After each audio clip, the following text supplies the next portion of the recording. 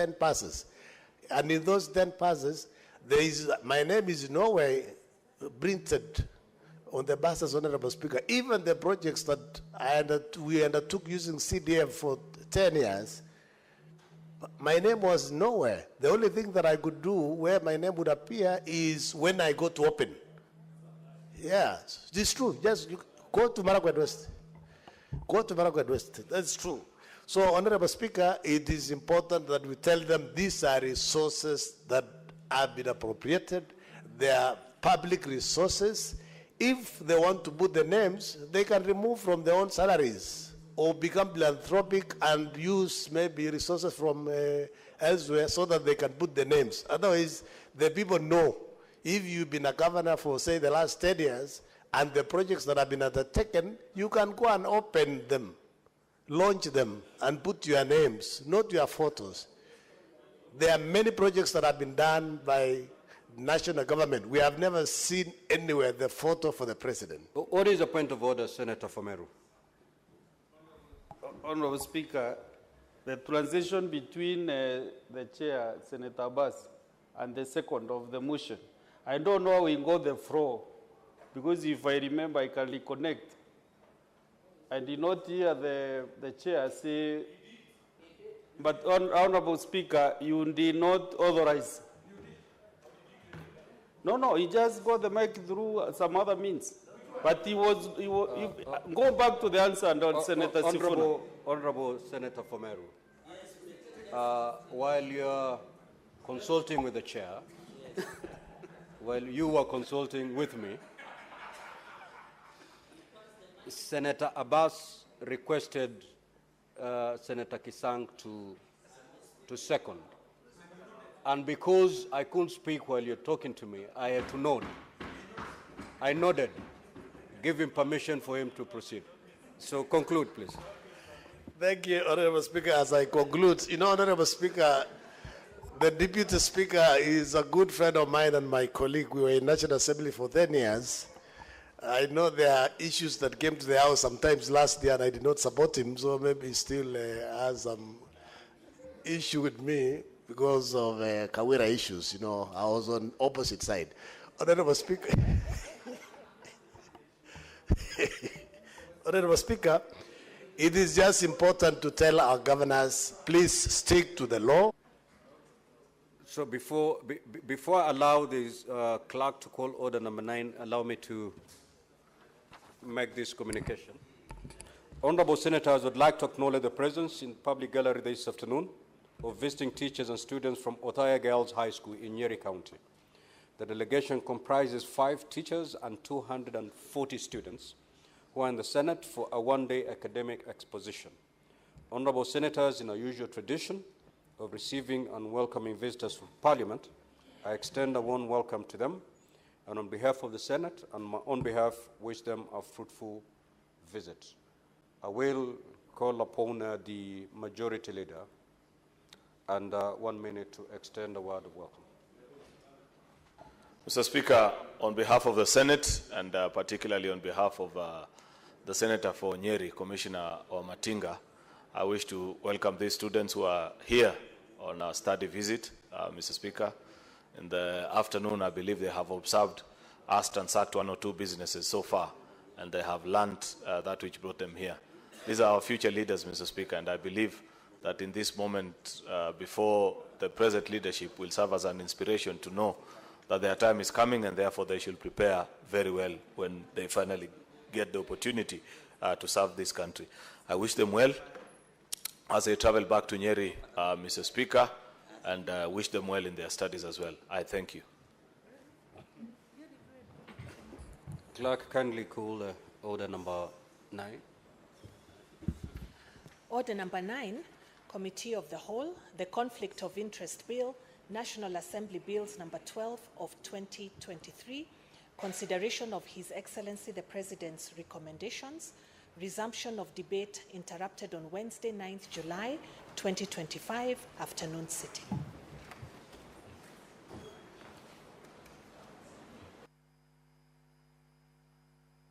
Senator for Kakamega, welcome to the Senate.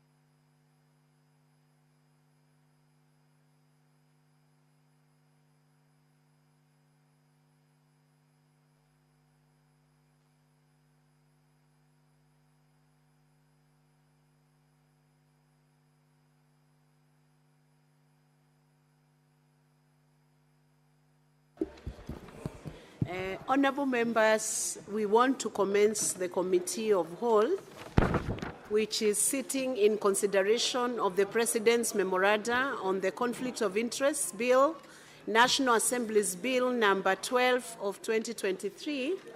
Honourable Senators, please resume your seats and maintain silence so we can proceed on with the Committee of Whole. Senator Chute, you cannot be holding a meeting in Senate. Senator Chute, you cannot be holding a meeting when the Committee of Whole is happening. Can you resume your seat? Senator Eddy, please resume your seat. Yesterday, these considerations were made by Senate, but due to quorum matters, Senate was adjourned, so we are resuming from clause number 16, and I want to the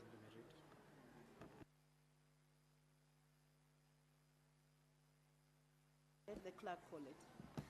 President's recommendation on clause 16.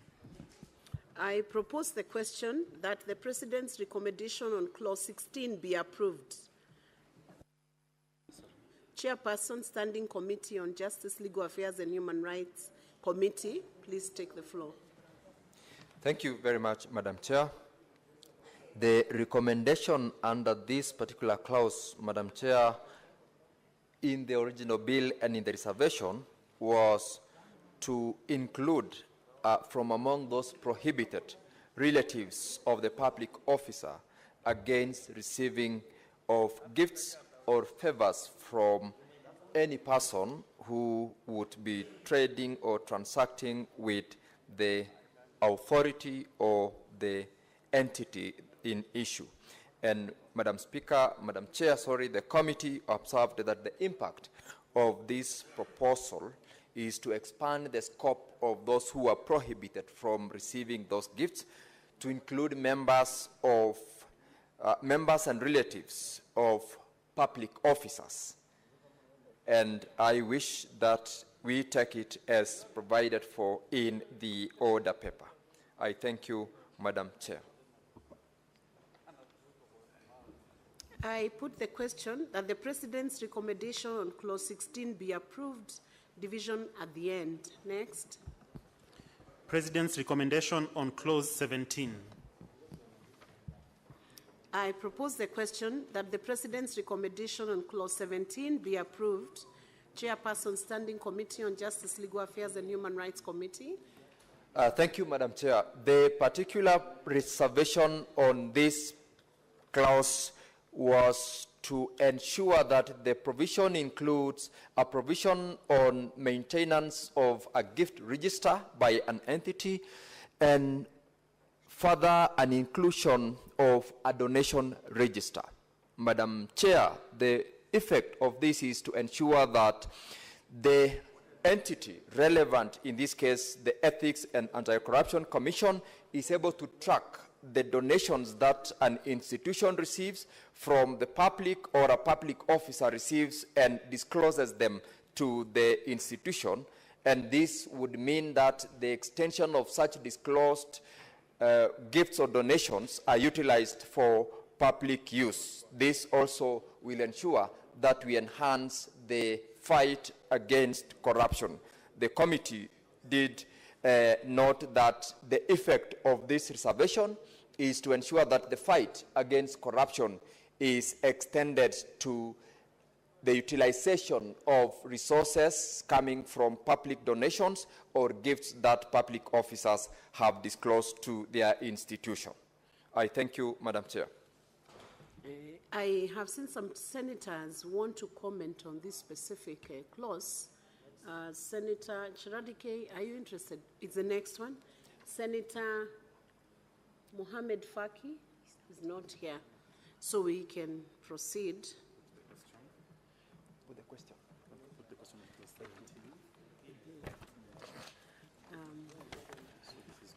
I put the question that the President's recommendation on clause 17 be approved, division at the end. President's recommendation on clause 18.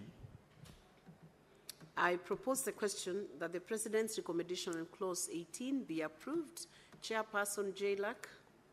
Madam Chair, the effect of the proposed reservation is to ensure that the amendment expands the scope of the prohibition, similar to the one that we've just dealt with, but in this case, with regards to complementary treatment, to include members of family of public officers, and also their relatives who are covered in the provisions of the law that is being proposed. And this will ensure that a public officer may not knowingly or unknowingly benefit even from complementary treatments that he or members of his family have achieved courtesy of the office that such a person holds. Madam Chair, I propose that we progress with it as it's been provided for in the order paper. And I thank you. Thank you, Chair. Senator Chiradige, do you have a comment on this specific clause as proposed by the Chair? You can proceed. And you limit your comments to 3 minutes so that Chair, we can well move. guided. Chairperson, I'm surprised because the report of... Resume your seat, please. Yes. Just sit here. Don't go far. Chair, with all due respect, I have the committee report. So I don't know what the chair wants to tell us, because in their own report they didn't concur with this provision, which you are a member of Jailer. Chair, in my observation on this one, clause number 18, the definition of family is too vague and broad. Because in terms of complementary, no, Chair, can you protect me? Majority Leader, can Why you is, allow why, the why is Honorable the Senator to Cheruiyot proceed? restless? Chair, what I wanted to say is very simple. Chair, I'm saying something different. It is complementary. We were in clause 18. Chair, what we are saying... No, Chair, they are lying. Have you used Chair, a language that is different from the parliamentary language? No, Chair, I didn't abuse you. You have to withdraw. Can you withdraw the use of Kalenjin language? Chair, I withdraw and apologize, but I did not abuse you. Okay, He is making it sensational. Chair, can you protect me? Clarification, you Can you proceed. protect me? But don't Chair, repeat yourself from what you said yesterday. Chair, I'm not repeating, Chair. The issue of clause number 18 on the issue of complementary is we agree that this was too vague and broad. Even if you look at the report of the committee. Chair, There is a point of clarification from the chair who has just read out explanation. I had listened to the chair. Just take your seat. Is then it point of order or point of clarification? It's a point of clarification, so let him proceed. Chair, proceed. Madam Chair, just wanted to clarify to my colleague Senator Chirarge that clause 2, which we dealt with yesterday, made reference to this particular definition of what family or relative is, and we dealt with that issue to the extent that clause 18 makes reference to that. I did submit and directed that we go as per the report that has already been placed in the order paper. There is nothing outside this report that I've said. And that clause 2 was dealt with yesterday on the definition that the committee, the position that the committee took. Thank you. Can you, Senator Chiradige, please be guided accordingly so that you have the understanding that the report stands as it is. Chair, that is why. Give him the mic, please.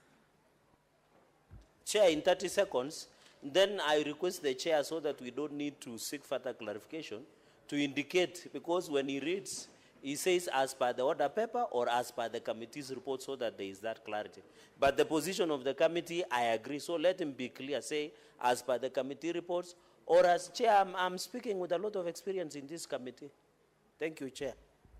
Chair Jailak, I think you have been enriched on how to make your presentations. When you have the order paper and a report, can you distinguish each document you are referring to? We can then proceed on. I put the question that the President's recommendation on clause 18 be approved. Division at the end. Next. President's recommendation on clause 20. I propose the question that the President's recommendation on Clause 20 be approved. Chairperson, Standing Committee on Justice, Legal Affairs and Human Rights Committee, Senator. Thank you, Sige. Madam Chair. The effect of clause number 20, Madam Chair, is that the recommendation seeks to prohibit members of the public officers from acquiring interest in partnership, private companies, or any other legal entity that is a party to a contract with the reporting entity. And the committee, in its observation, noted that this proposal widens the clause to prohibit public officers from acquiring interest in companies contracting with the reporting entity. And this will be because of ensuring that we support and enhance the fight against corruption. And the company that they are prohibited from acquiring interest is not only their own, other companies that in any way could be dealing with the entity that is relevant in the circumstances. And Madam Chair, I wish to ask that we go as per the report of the committee that was tabled on the 12th of June 2025. Thank you. I put the question that the President's recommendation on Clause 20 be approved. Division at the end. Next. President's recommendation on Clause 30. I propose the question that the President's recommendation on Clause 30 be approved. Chairperson Jailak, please. Thank you, proceed. Madam Chair. The proposal under Clause 30 is to require a public officer to recuse themselves from any discussion, decision, or debate or a vote on a subject matter in respect of which such public officer would be conflicted in the end. And the committee observed and concurred with the reservation, emphasizing the importance of aligning Clause 11 and Clause 30 to ensure consistency in the legislation, interpretation, and application, where a member is required to recuse themselves from being involved in such debate, discussion, or voting. Madam Chair, I propose that we go as per the report of the committee under Clause 30. Thank you. I put the question that the President's recommendation on Clause 30 be approved. Division at the end. Next. President's recommendation on Clause 31. I propose the question that President's recommendation on Clause 31 be approved. Chairperson Jailak. Madam Chair, this was quite a straightforward reservation that required that under Clause 31(4), the definition of the term material change in the context of assets, property, or any other aspect that is being dealt with be disclosed in the event of such a material change. And the committee agreed with the reservation and approved, or rather concurred, with the proposal in the President's memorandum. Thank you. I put the question that the President's recommendation on Clause 31 be approved. Division at the end. Next. President's recommendation on Clause 35. I propose the question that the President's recommendation on Clause 35 be approved. Chairperson Jailak, proceed. Madam Chair, this is also a straightforward, clear reservation that required to embolden the Ethics and Anti-Corruption Commission to ensure that in their reporting there is ascertainment of completeness and correctness of declarations of assets by members of the by public officers, and this clause was to ensure the completeness of that particular record for purposes of reporting, and it proposed to ensure that the word completeness and correctness be included in the text of Clause 35. This, the committee, Madam Chair, concurred with the reservation and approved that inclusion. Thank you, Madam Chair. I put the question that the President's recommendation on Clause 35 be approved. Division at the end. That's the end of the considerations that were before the Committee of the Whole. And now we'll proceed on to reporting the progress.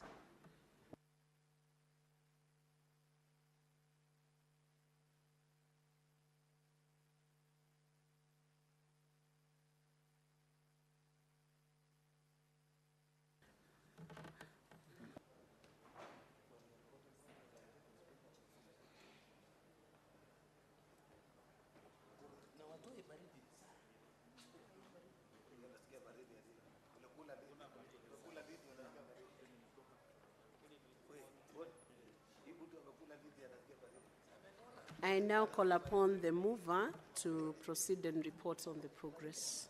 Thank you, Madam Chair. I beg to move that, pursuant to Standing Order 153, I beg to move that the Committee of the Whole do report to the Senate its consideration of the President's Memoranda on the Conflict of Interest Bill, National Assembly Bills number 12 of 2023, and seek leave to sit again tomorrow. I put the question that the Committee of the Whole do report to the Senate the consideration of the President's Memorandum on the Conflict of Interest Bill, National Assembly Bills number 12 of 2023, and seek leave to sit again tomorrow. Will as many as are of that opinion say aye? Aye. Will as many as are of contrary opinion say nay? The ayes have it. Honorable Senators, Mr. Speaker. Very good. Very good.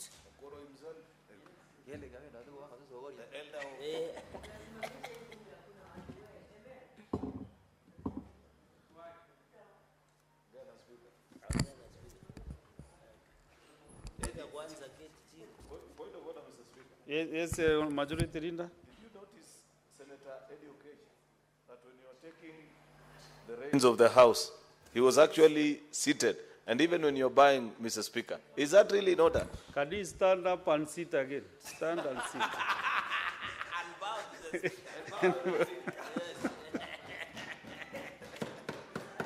That's good. Very good.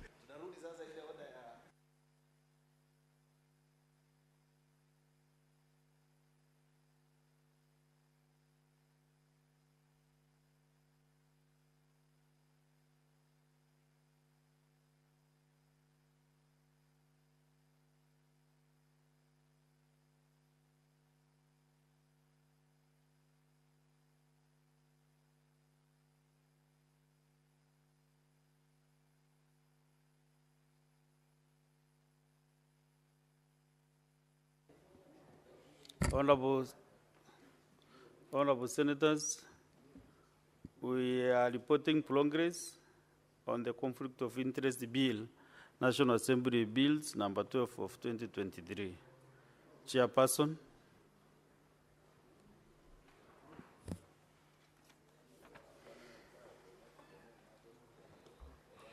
Honorable Speaker, I beg to report that the Committee of the Whole has considered the President's Memoranda on the Conflict of Interest Bill, National Assembly Bills number 12 of 2023, and seeks leave to sit again tomorrow. Mover.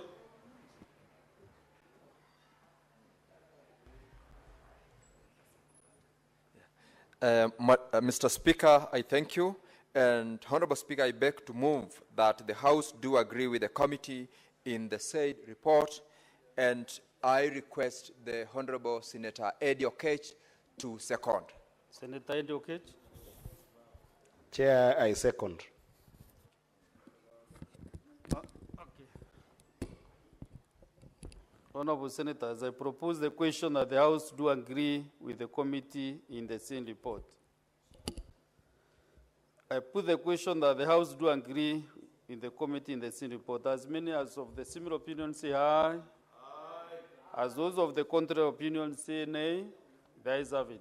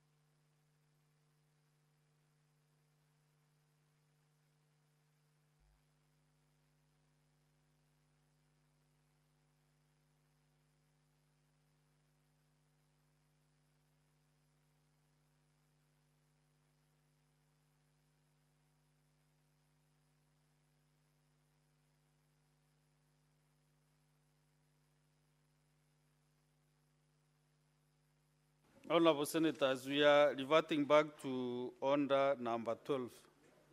The motion was moved by Senator Baz and seconded by Senator Kisang. So now I want to propose the question. Just a minute, Senator Kavindu, have your seat.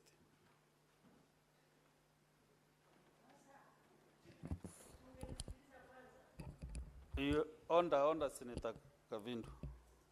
Honorable Senators, I propose the question that the Senate adopts the report of the Standing Committee on Devolution and Intergovernmental Relations on a petition to the Senate by Mr.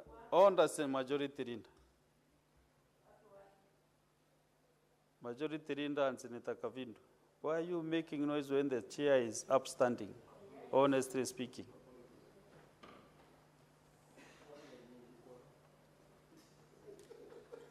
Honorable Senators, I propose the question. Anyone interrupting the chair? The Honorable Senators, I propose the question that the Senate adopts the report of the Standing Committee on Devolution and Intergovernmental Relations on a petition to the Senate by Mr. Raban Omusudi concerning the branding of public projects with images of governors and members of the county assemblies, MCAs, and branding of county vehicles deemed on the tip of the Senate on Tuesday, 3rd June 2025.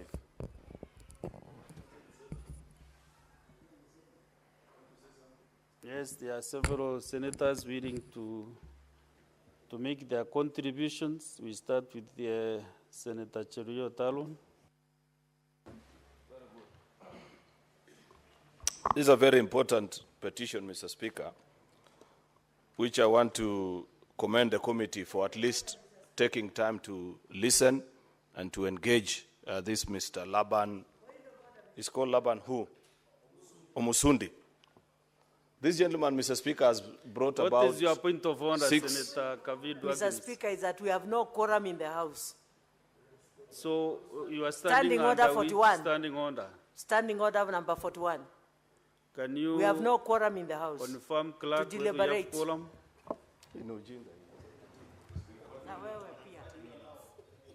Sorry? We don't have quorum. You may call for the bill. You may order the bill to be run for 10 minutes. Sergeant Adams, kindly ring the quorum bell for 10 minutes. Ambia watu warudi. Ambia watu.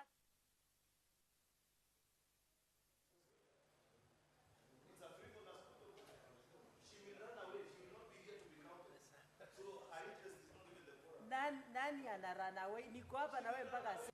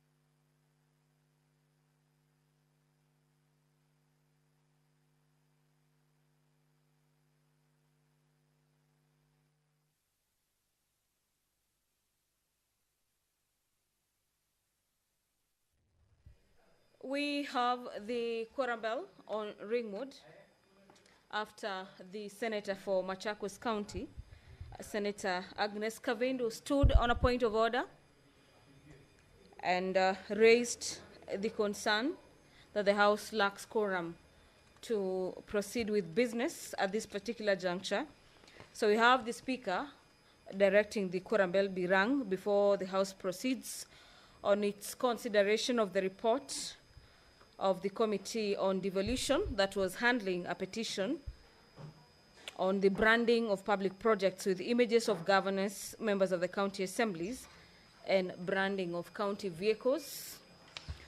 We await to see whether the House will have quorum to continue with the consideration of this business currently on the floor of the House. The committee, after having looked at the petition by Mr. Laban Omosundi, who petitioned the Senate,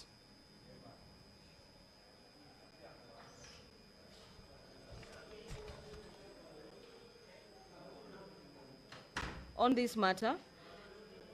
Actually, yes, it is Laban Omosundi who petitioned the House. The Senate Committee on Devolution and Intergovernmental Relations looked into that petition.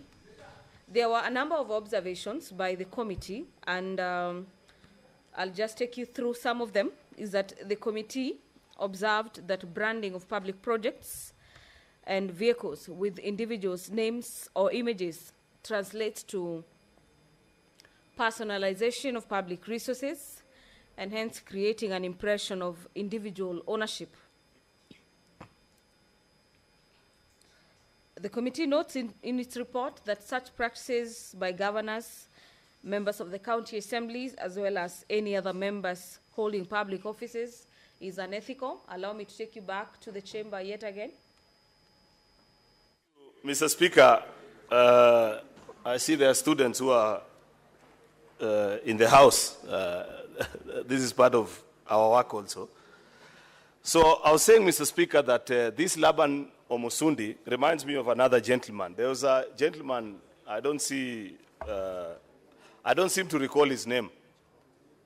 I think he was called Major Rope, actually. Thank you, Innocent, for reminding me.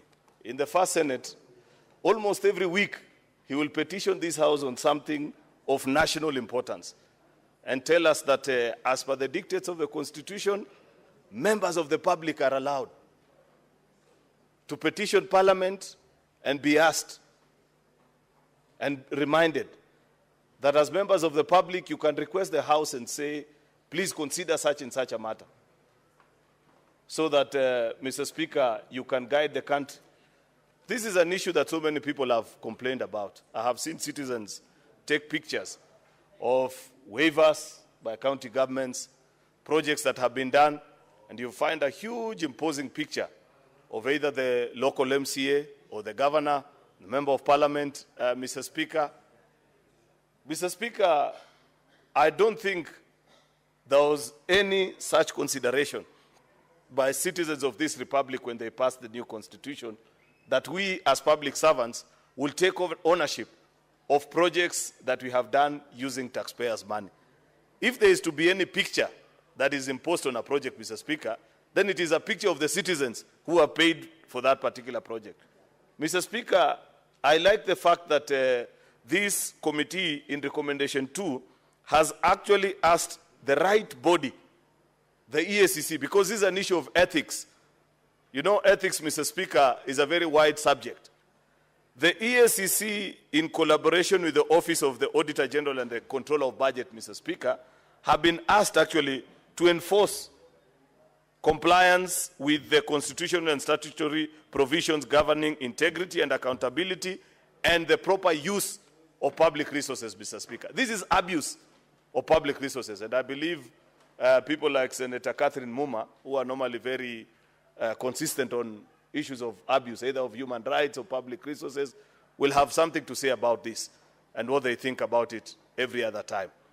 In this report, we are being told, Mr. Speaker, in recommendation 3, that after the passage of this motion, EACC will have 30 days to bring a report to the House informing us of what efforts they have put in place to ensure that there is compliance with this provision, Mr. Speaker. I want to believe that the CEO of EACC, Mr. Speaker, will actually issue this decree in public for people to know that this is abuse of public funds and this is an ethics issue which any public officer is found to violate these provisions, Mr. Speaker, deserves to be punished by law. This Laban Omusundi has actually pricked the conscience of a nation by reminding us that the beauty of our constitution is such that as citizens, we can always remind each other when we find ourselves to be afoul of the law. And he has reminded us as a house that we cannot allow this to continue. That is why, Mr. Speaker, I love the Senate. On a choice between Senate and so many other public offices, Mr. Speaker, I'll still choose to be in this house so long as the people that I represent in this house can allow me. Why, Mr. Speaker? Because in this house, we legislate, we oversight, and we represent. That is the duty of a member of parliament, Mr. Speaker. Can you imagine, Mr. Speaker, if this petition had found its way into a county assembly, for example?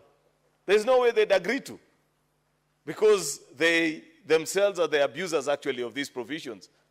Many members of a county assembly, if you drive around Nairobi, in your counties, Mr. Speaker, you'll find a big billboard declaring that this project has been done by the MCA in collaboration with the governor or the member of parliament. The reference that Senator Kisang gave about school buses. In fact, I've seen a more absurd one.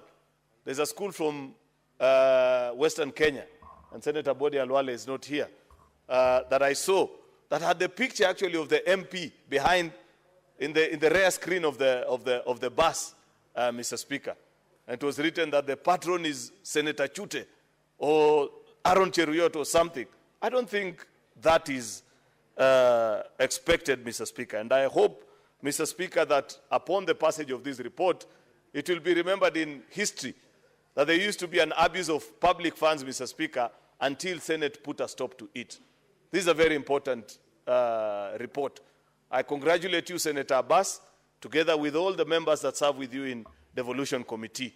This is what parliaments should be doing, responding to the concerns of citizens and ensuring that we oversight. This is now oversight at its best, ensuring that you see where the violations of law, Mr. Speaker, and pushing for enforcement. I want to challenge this particular committee, Mr. Speaker, because I saw that they interviewed almost all the parties that are involved in this petition. They invited Laban, they listened to him, they had petitions from other citizens, Mr. Speaker, that upon the passage of this motion today, it's my hope, Mr. Speaker, that after members have contributed today, we will actually put this motion to a vote. And it is my hope that members can stay around and speak to this particular motion so that we vote on it today. And we begin counting 30 days from now. Senator Abbas, I expect that your committee, next week actually in your first order of business, you will fire a letter to the EACC, confirm that you have written to them and have reminded them that they are sleeping on their job, that they need to remind us to be ethical public servants. They need to remind us where there are violations of the provisions of our Constitution and where there is abuse of office and misuse of public resources, Mr. Speaker, because that is what it is. There is no other better way to call this particular issue. Therefore, Mr. Speaker, I congratulate this committee. I hope that they take the time to ensure that this is done. And Senator Abbas or any member of this committee, in 30 days after today, you will rise on a point of order one day to remind us that EACC has actually published a notice in prominent display, both in electronic and print media, that this habit needs to stop. And if there are those that are emboldened or written by stone or whatever, they need to be scrapped off, Mr. Speaker, so that citizens appreciate that this is public funds that has been used. The only project that will be allowed to bear the name of a prominent person, you run your NGO, you run your public, your private initiative, Mr. Speaker, use your own funds to do something for the public. I believe even the public themselves will actually name it after you and have your picture prominently enlisted. But so long as you're using public funds, Mr. Speaker, it should never be allowed. With those very many remarks, Mr. Speaker, I beg to support and thank the members of the Devolution Committee for a stellar performance. Congratulations, Senator Abbas and the team that considered this petition. I thank you. Next is Senator Agnes Kavidu. Thank you, Mr. Speaker, for giving me this opportunity to contribute to this petition that was the Committee for Devolution has brought. Mr. Speaker, it is very true. This person, Laban Omusundi, has watched properly what is happening in our counties. You go, Mr. Speaker, in almost everywhere in our counties, and you find branding of the public projects with the pictures of the governors, pictures of MCS, and even members of our parliament. And you find that even projects that have been done by the members of parliament, you find governors also branding the same project. So you wonder who has done the project and who has not done the project. So, Mr. Speaker, this should be brought to stop, because this is a wastage of public funds, and they should be used, this money should be used to do, development for the counties. So, Mr. Speaker, I recommend the Committee of Devolution for this, and I also congratulate Mr. Laban Omusundi wherever he is, and action should be taken, and all those branding images brought down and be used for useful use in the counties. Thank you, Mr. Speaker, and I congratulate the Committee of Devolution. Senator Chelagai Samson.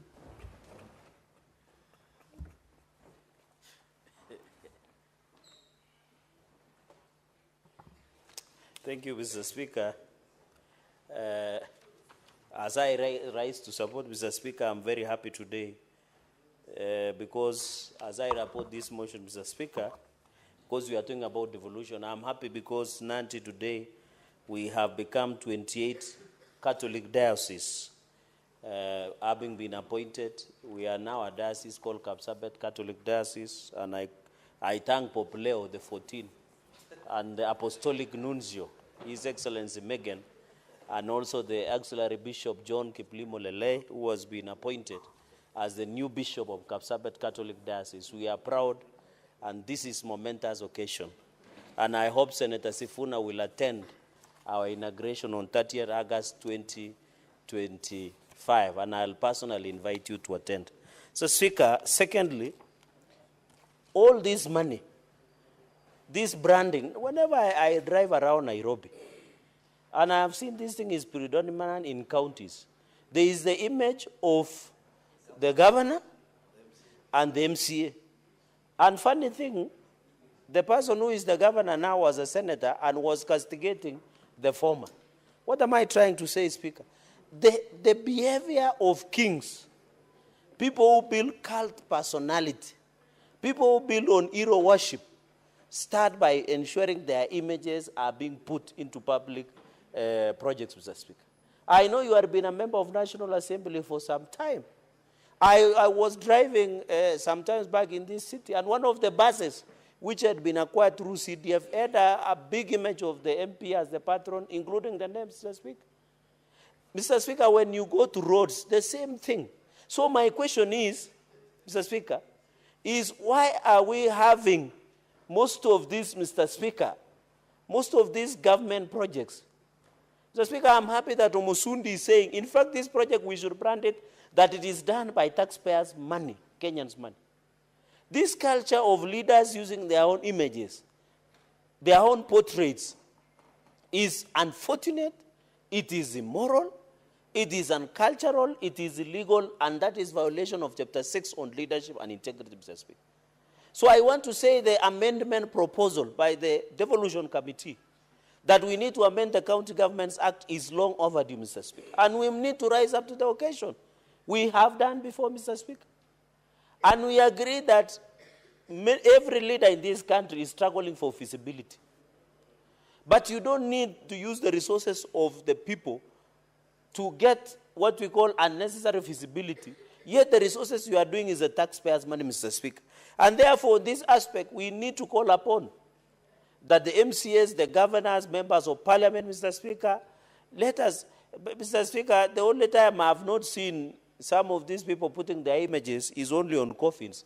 But they have put even the farewell homes, Mr. Speaker, which is very unfortunate. we must call out, and I agree that this issue of branding of images, in fact, you should have included members of parliament, Mr. Speaker.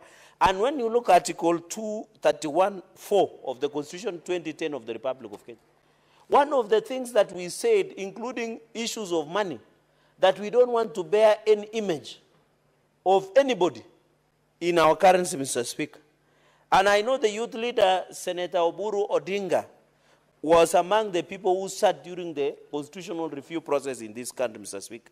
Therefore, Mr. Speaker, I agree largely with the recommendations of the committee. We need to ensure, Mr. Speaker, once and for all. Even another issue, Mr. Speaker, because I just wanted to be brief, Mr. Speaker, long enough to cover the essentials, Mr. Speaker. Mr. Speaker, what I'm just saying is, I have seen even government vehicles, GOK. Why is it that when somebody has a GOK vehicle, you change into civilian number plates, Mr. Speaker? How will you use for the signing out the issue of even traffic enforcement laws, Mr. Speaker? Even here in Parliament, we should also be disciplined as leaders, Mr. Speaker. If you are having a government property, including the house, don't convert a government house into your house. If you are driving a government vehicle, and I know a number of our colleagues are using government vehicles that are, even then 029, Mr. Speaker. Not 029, but the county government's vehicles. I'm happy the former CCM under my good friend Sibriya Mawiti was there. Let us use the numbers, if it is a county government vehicle, if it is a government of Kenya vehicle, Mr. Speaker, use the numbers that you have been assigned officially, Mr. Speaker. Unless there is something you are hiding. And we are aware there are people who are using government vehicles and property to misuse, including staplers in government offices, including government printers. The indiscipline in this country, Mr. Speaker, is so much that when, you know, Mr. Speaker, there is an attitude called utadu. I don't know where this attitude came. If it is a government property, you don't care. And that is why you saw people even banning a police station, banning law courts, Mr. Speaker, banning police vehicles, attacking police officers. It's because we have so much bad manners in this country, an attitude that utadu, because you don't feel responsible. If all of us were responsible for government property, we would not be doing what we are doing, Mr. Speaker. And therefore, it boils to the values of the nation. And we must go back to Article number 10 of the Constitution of the Republic of Kenya, on national governance and principles of good governance and national values, Mr. Speaker. If you see people, Mr. Speaker, rising up and destroying a government property and defacing a government property, then we no longer have that responsibility. Mr. Speaker, finally on the recommendations. And those people, Mr. Speaker, if you threaten a government security installation, including parliament, including police station, including other, Mr. Speaker, I agree that those are what we call domestic terrorists, and they must be dealt with the law as terror, local terror, Mr. Speaker, and under anti-terrorism unit, Mr. Speaker. Mr. Speaker, on the recommendation, on the EACC, Office of the Auditor General and Controller of Budget report in 30 days, Mr. Speaker. Mr. Speaker, I'm a bit jittery about EACC. Because, for example, in Nandi County, Mr. Speaker, there was the scandal of employment scandal, where it was found that there were so many ghost workers. The EACC came with rats matters, Mr. Speaker, to the county government of Nandi offices. Up to today, they have not even arrested a rat. So I don't know, EACC. And the last time, Mr. Speaker, I remember, and I hope the Chailak Jaya is still there, that when we invited EACC in the last session, the only highest conviction they had achieved at that time was a bribe of 20,000 shillings. We need to call upon the EACC to put their act together. If they have a problem with the resources, they should approach Parliament for more appropriation of resources so that we can fight the corruption in this country, Mr. Speaker. And that is why when I see young people who are agitating for good governance, EACC must be held accountable, Mr. Speaker, even from the county level. Most of these, Mr. Speaker, governors are becoming billionaires overnight. They are becoming demigods, Mr. Speaker. They are acquiring property in a satanic version, Mr. Speaker. Yet I'm told they are at, Mr. Speaker, they are converting and getting these allegations of corruption within that is being, Mr. Speaker. And therefore, the issue of EACC, we must agree. And I want to submit in a suamoto manner, Mr. Speaker, suamoto manner to the chairperson of JLAC, Mr. Speaker. Mr. Speaker, I want to appeal to the Committee of Justice, Legal Affairs and Human Rights. In a suamoto manner, after this tabling, they should bring us the status of the fight against corruption in counties, Mr. Speaker. It is very unfortunate in this country, Mr. Speaker. For example, in Nandi, Mr. Speaker, as I conclude, in the financial statements of 2024-2025, the county government of Nandi hired car hire services for 42 million, Mr. Speaker. But is that the prudent use of the resources? Point of order from Senator Zena. What is your point of order? Mr. Speaker, on a statement of facts, is it in order for Senator Cherargei to allege that the only success the Ethics and Anti-Corruption Commission has ever achieved was following up on a bribe of 20 million Kenya shillings, 20,000 Kenya shillings? Mr. Speaker, we are well aware of the successes that the Commission has made, especially on arresting several governors charged with... Proceed and proceed. Go ahead. You have heard what Senator Zen has requested you to do. Mr. Speaker, the answer can bear me witness. I said in the last session when I was the chair jailer, one of the success stories that was stable, and it is in this house, was a 20,000 bribe. Mr. Speaker, you know corruption is... Correct, Mr. Speaker, because he cannot allege that we are gatekeeping for these commissions. I have had the privilege to work with EACC, and we know very well that this is a country ruled by law. And we know, I have the privilege of information that EACC has done so much to follow up on the cases of corruption in this country.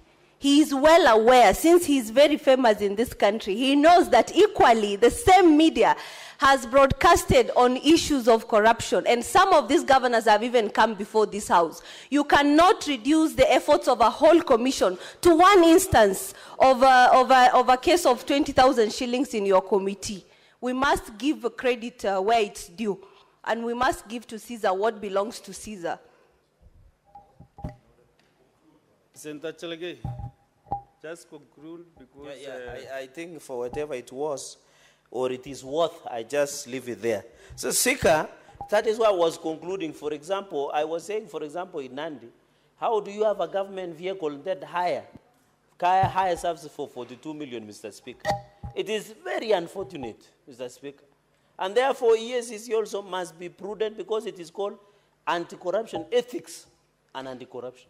So the issue of even prevention of corruption must be on the top line. And that is why the EACC Act. So I hope in 30 days, we should be given the inventory of the governors and the MCS who are putting their images. Mr. Speaker, the only time somebody should be allowed to put their images is you can put it in your house. Allow me to raise my submissions, Mr. Speaker, and thank you very much, and I support this motion.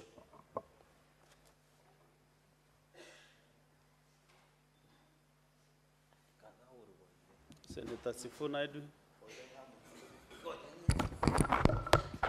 You know, Honorable Speaker, I have heard the majority leader speak, and I've heard Senator Cherargei speak without any interruption. I want to call on your protection early on because of the things that I want to say. I would prefer that I be heard in silence, Honorable Speaker.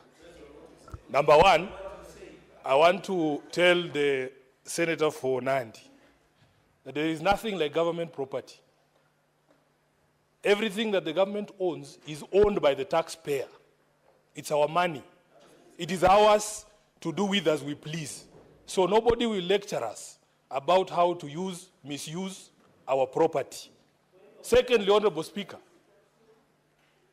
when we talk about taxpayer money, it is not just the money that goes to the county governments that is taxpayer money. Even the national government money is taxpayer money. It broke my heart, Honorable Speaker, just a few days to see a whole doctor posting on Twitter that after all the noise they made out here, Honorable Speaker, when they were coming here, when they were on strike, saying the Senate should do something because health is devolved.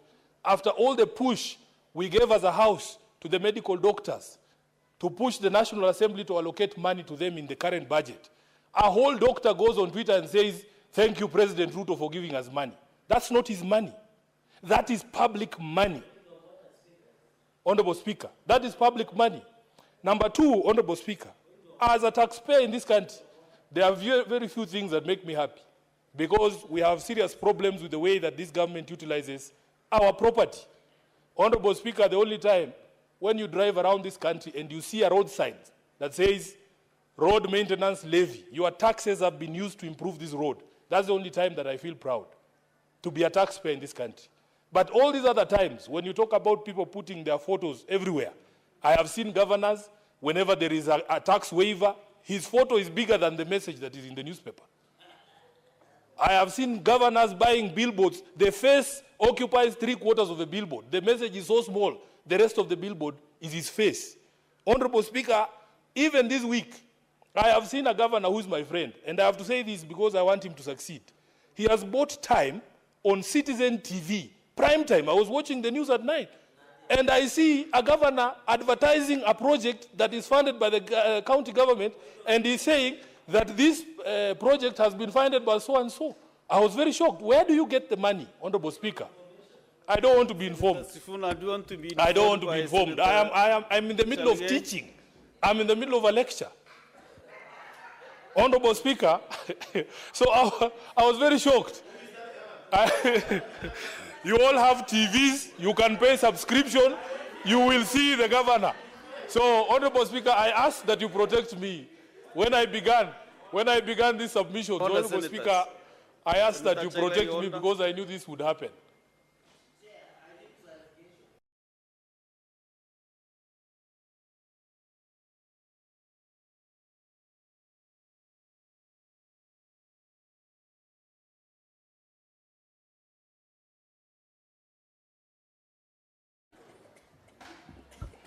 Maybe he's teaching citizens of Kenya. In fact, Honorable Speaker, if you look upstairs, you will see there are children there. Yeah, so allow me to teach. And when I'm standing here, I am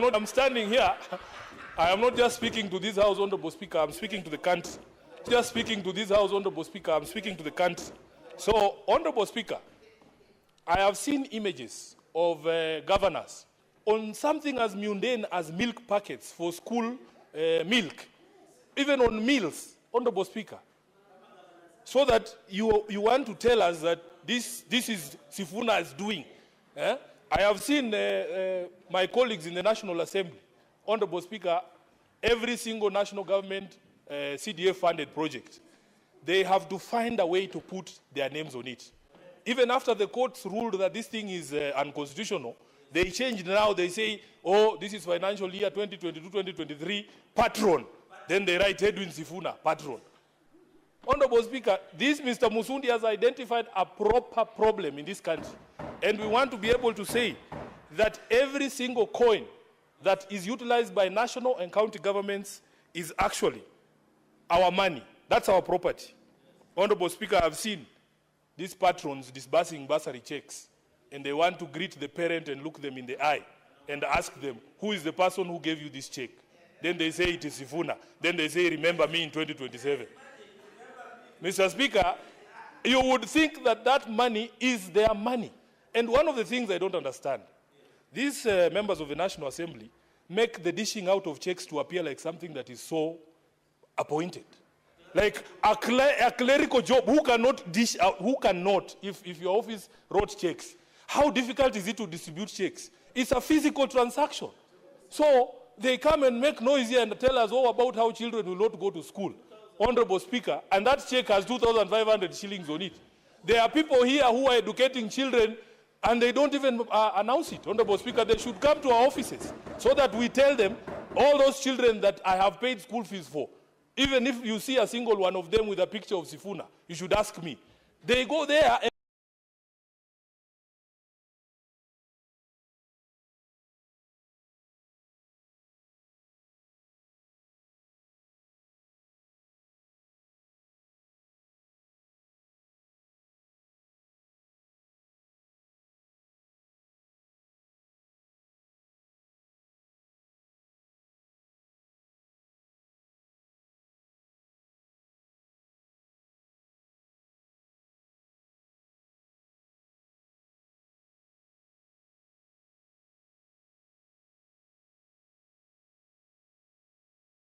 is issuing bursaries today.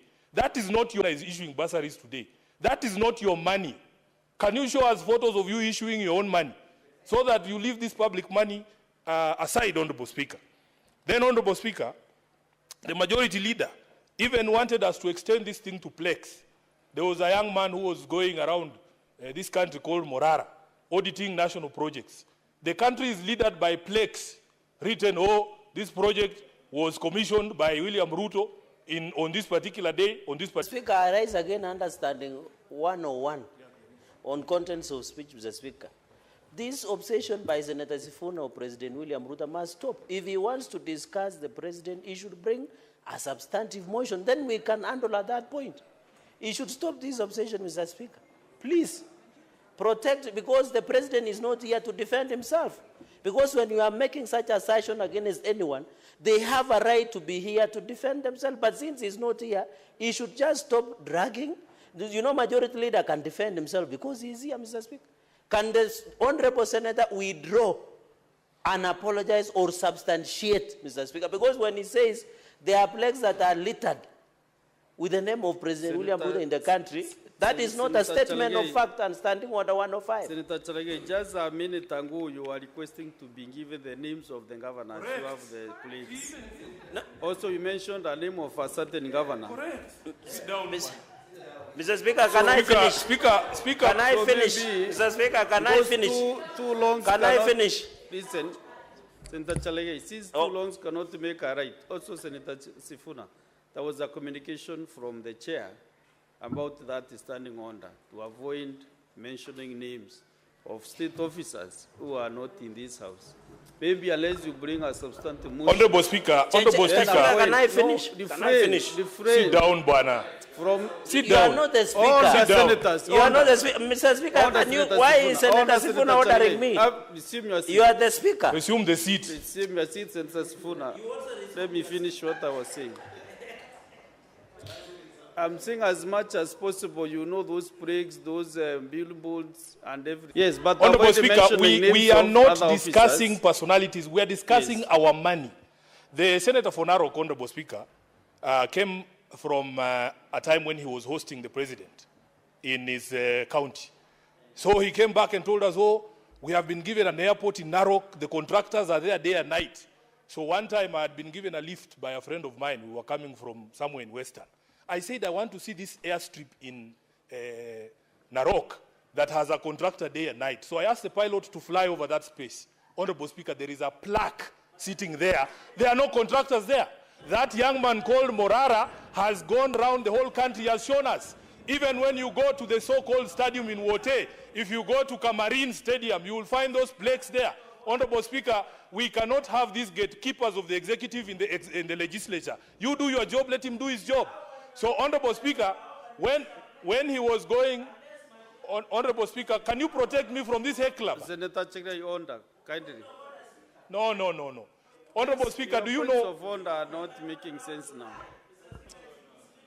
Honorable Speaker, there is. Senator Chalage, can you allow? You know, when you are used to using matatus, have you ever been in a chopper? You can see.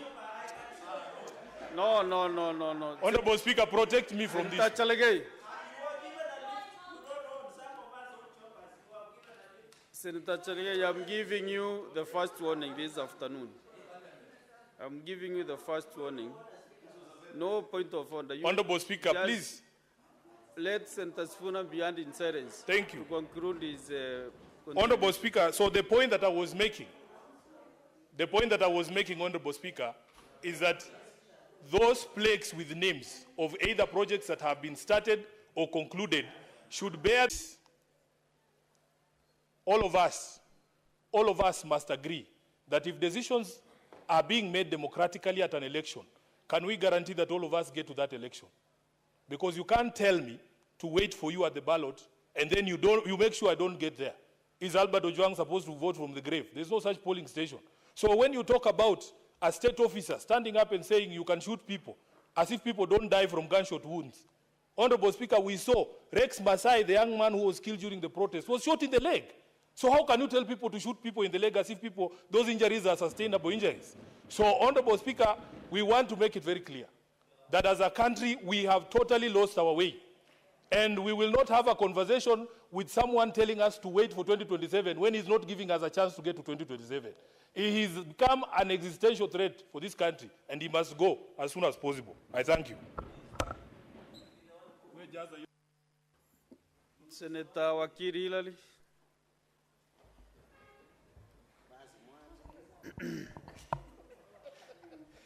Thank you. Mr. Speaker, you will protect me from Senator Cherargei, particularly when he makes reference to the local dialect that he requests of me to speak to the House on. First, Mr. Speaker, I want to laud this gentleman called Laban Omusundi. He has not only been filing public interest petitions in this House on matters like what we are debating today, but also on matters that covers on the laws that we are legislating in this particular House. Mr. Speaker, in fact, as of today, we have, as JLAC, a report that we were meant to table on another petition that he has filed regarding the introduction of a framework on the recall of members of county assembly, and in that particular petition is saying that the law does not provide for it. So as a Kenyan, a patriotic Kenyan for that matter, I want to appreciate him because we've dealt with not one, not two, but more than 3 petitions as JLAC by this same gentleman. I needed to appreciate him so that as he continues to do that most of us do not or cannot do, he knows he's doing it because he's a patriotic Kenyan and he's doing the act that is expected of us, not only to keep the legislature in toss in terms of enactment of laws, but also in terms of public interest petitions that covers areas including where we are saying we do not want to continue seeing governors, members of parliament, members of county assemblies emboldening their names on resources of public which have been utilized to develop certain infrastructure in our various places.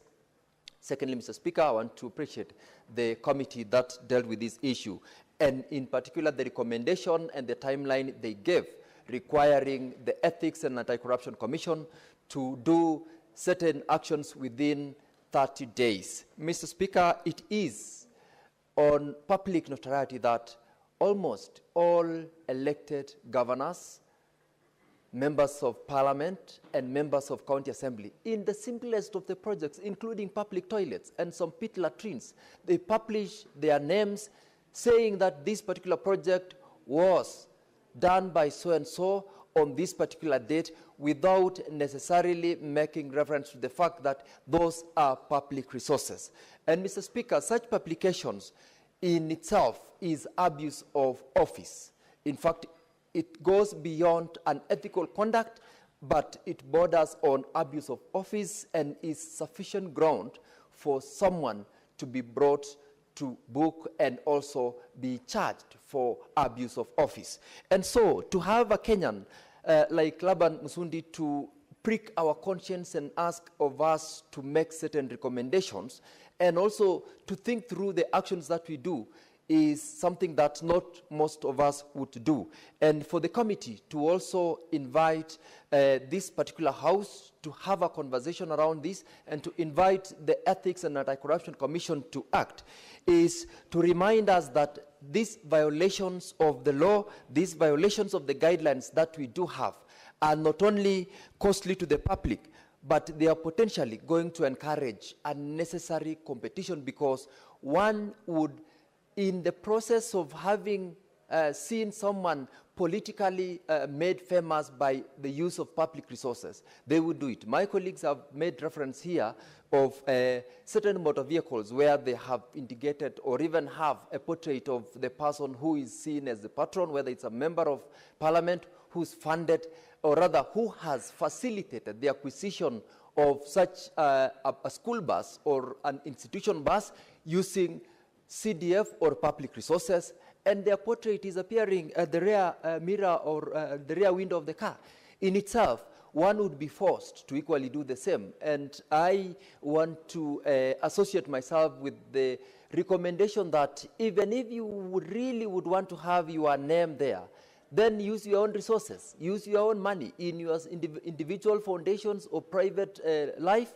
Use the resources that belongs to you and publish your name there.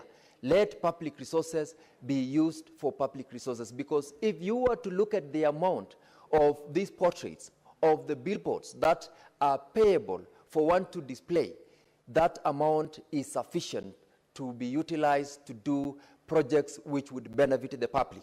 I therefore appreciate the work and the recommendation of the committee, and as Senator Cherargei said, we have indeed invited the Ethics and Anti-Corruption Commission to give us an itemized status of the cases or reports which various committees of this House have made recommendations for their action. And in due course, we shall be able to table that particular report, having summoned the commission before the committee. Mr. Speaker, I thank you. Very well, Senator Zena, the Maletian. Not present, Senator Wambua.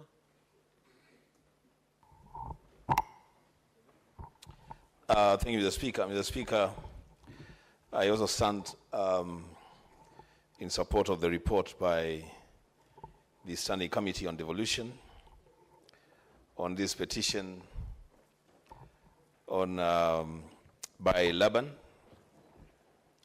Mr. Speaker, the issues that we as a Senate are called upon to deal with in the counties are major issues, and this is one of those issues. Mr. Speaker, all of us are born witness to situations where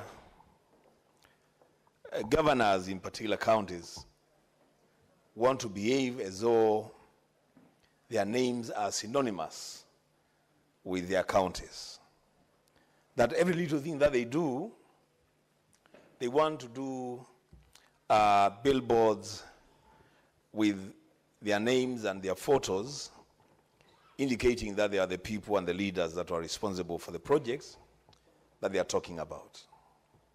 The Speaker, the thing that these people don't understand is that they are in office for, if they are lucky, 5 years.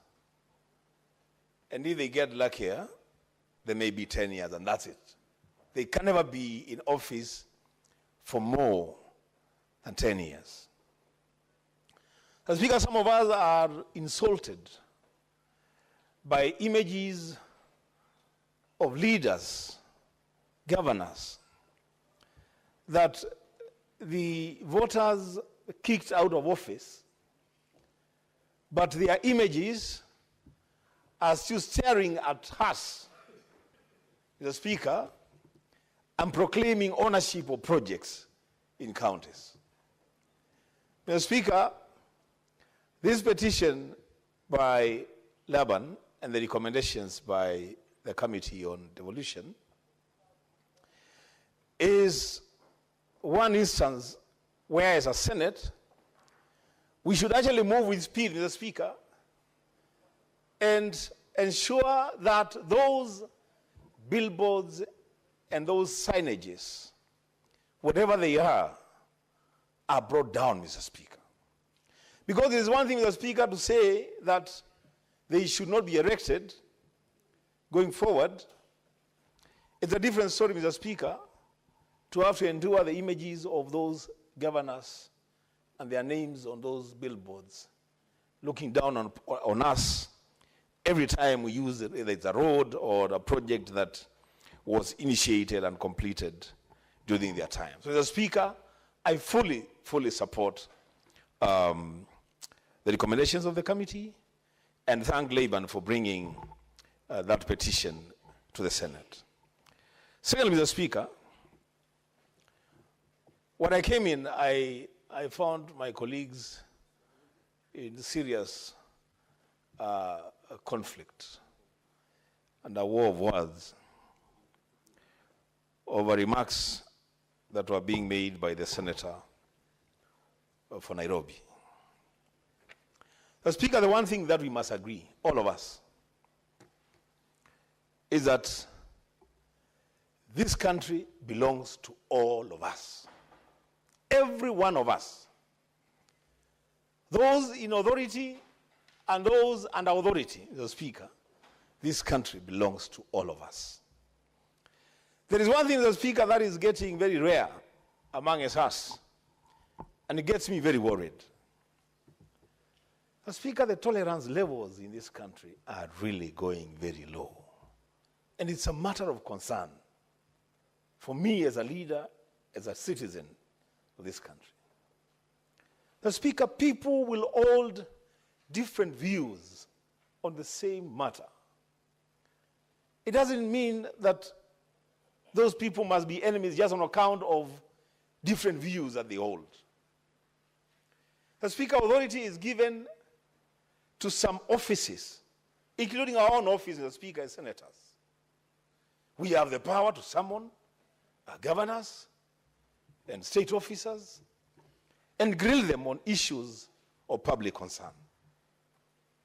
Mr. Speaker, the executive has been given powers by the Constitution to ensure the safety of our property and the safety of our lives, to make sure that this country runs and runs in a good way, Mr. Speaker. Mr. Speaker, I keep saying that I am probably the least qualified to offer any advice to the executive, the national executive, or even the county executives. But Mr. Speaker, I want to plead with the national executive, led by His Excellency the President. I really want to plead. Mr. Speaker, we tone down rhetoric. We tone down our speeches. We be careful the things that we say in public for good reasons, Mr. Speaker. Because if our president then says certain things in public, chances are that some people will react to those things. They will answer him. That exchange, Mr. Speaker, is not good for us. This country needs serious healing and tolerance. Mr. Speaker, I know it is a very difficult thing to ask for, but I'll ask for anyway. I wish the president could find it in his heart to just even withdraw the orders that he gave yesterday about police shooting people in the leg. I just wish he could. Maybe he can't, but I wish he could. Because, Mr. Speaker, that's an avenue for serious bloodshed in this country. We don't want to go that route, Mr. Speaker. We want to differ politically, and we have said it openly and honestly, Mr. Speaker, and candidly, that for us in the opposition, we are going to be willing and persevere until 2027. We meet the president and his party at the ballot, and the Kenyan people will decide which team to elect into office. Mr. Speaker, that can only happen if we have a country by 2027. If we don't have a country in 2027, then even the conversation about the elections in 2027 will be moot conversations, Mr. Speaker. Mr. Speaker, I want to appeal for tolerance. I want to appeal, Mr. Speaker, that to whom much is given, more is required. A lot more is given to the office of the president. Much more is required Senator from that Ango, office. I don't want to cut you short, but be relevant to the motion. Understanding under 120. Stop diverting from the call agenda on the motion. If you want to discuss that matter, then you can know what to do. Just bring a motion. Let us discuss it. Mr. Speaker, I'm guided. You want to be informed? Yeah, I can be informed, yes. Okay. Go ahead. I want to inform Honorable Wambua, because he was not in the House, that in fact the person who started that discussion about the shoot-to-kill orders was Senator from Nandi during the debate. And in the rules of fairness, we also have to comment. And I have to point out that no point did I hear the Speaker interject and say that that is not relevant. So what's good for the gander must be good for the goose. Allow us to speak on matters of national interest, Honorable Speaker. While on the floor, I gave guidance. No, you never interjected to stop him. You cannot He's tell the me one who no, brought no, that matters Senator there. Sifuna, you're out of Honorable order. Speaker, you must be fair to both sides of the House. But you have to be fair to both sides of the House. No. Yeah, that matter, Senator Ambua, was begun by the Senator for Nandi. Senator Sifuna, He spoke extensively, and we must respond to the things that he said. You have informed him. That's fair enough. Yeah, he will tell me when the information is enough, Honorable Speaker. You should allow him to say whether it is enough. I have more. Senator Sifuna. That's okay. That's okay. Thank you for the information, Mr. Speaker. Mr. Speaker, I am guided by your direction. And Mr. Speaker, allow me to remind this House that on the June 25th of 2024, when this House was invaded by young people, Mr. Speaker, everybody else took off. The National Assembly took off. And I remember I even reminded the Majority Leader yesterday in my conversation with him that the decision that the Senate took to stay the course and confront the issues as they were, to a very great extent, Mr. Speaker, that decision by the Senate saved this country. Mr. Speaker, we should never shy away from confronting our realities. We should never shy away from that. Even when, Mr. Speaker, there are serious conflicts, we should never shy away from confronting our realities. Because, Mr. Speaker, we are the upper house. That's what we pride ourselves to be. We are the upper house. And when the Senate speaks, Mr. Speaker, the country should listen. The President should listen. The opposition should listen.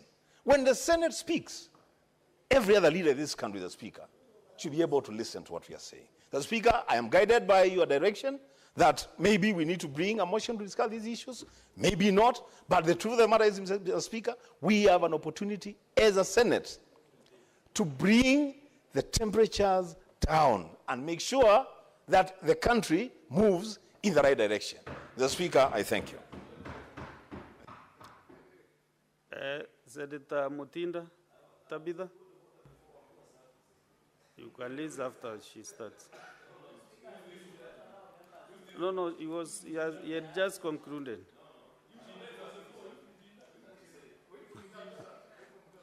Senator Tabitha? Senator Ambua and my county senator, Sifuna, want me to speak. Before I even proceed, Mr. Speaker, to this motion, I would request very humbly if you would also recognize these beautiful students that I've been seeing walking in and out in your humble request as a group. There are so many schools as I can see. Anyway, allow me to proceed, Mr.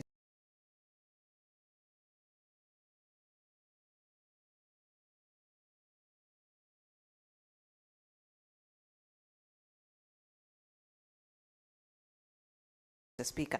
First of all, Senator Tabitha, don't imply that he's the chair who is not recognizing, because from where I'm sitting, I'm not able to see the students. Yes, and that's why I'm being guided by my assistants here, correct, but I have not been alerted.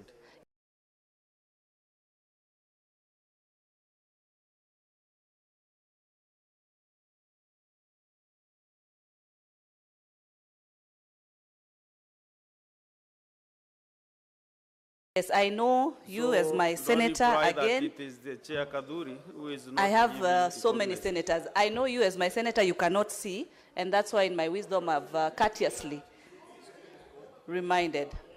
As I proceed, Mr.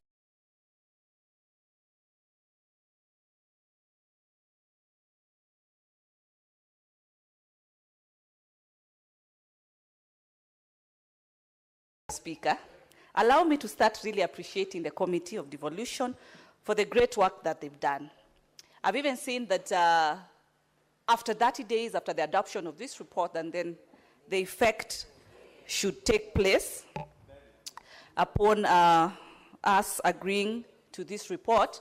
But I wish even it will take 14 days. 30 days is even long, because the matters that have been presented by this committee are very critical matters, Mr. Speaker. Mr. Speaker, we've heard from the committee whereby county cars have been branded individual leaders, you know, whereby the notion is that these properties belong to individual.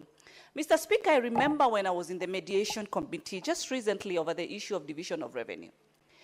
And we kept on trying to get to a mediated version in terms of the amount that we were supposed to agree.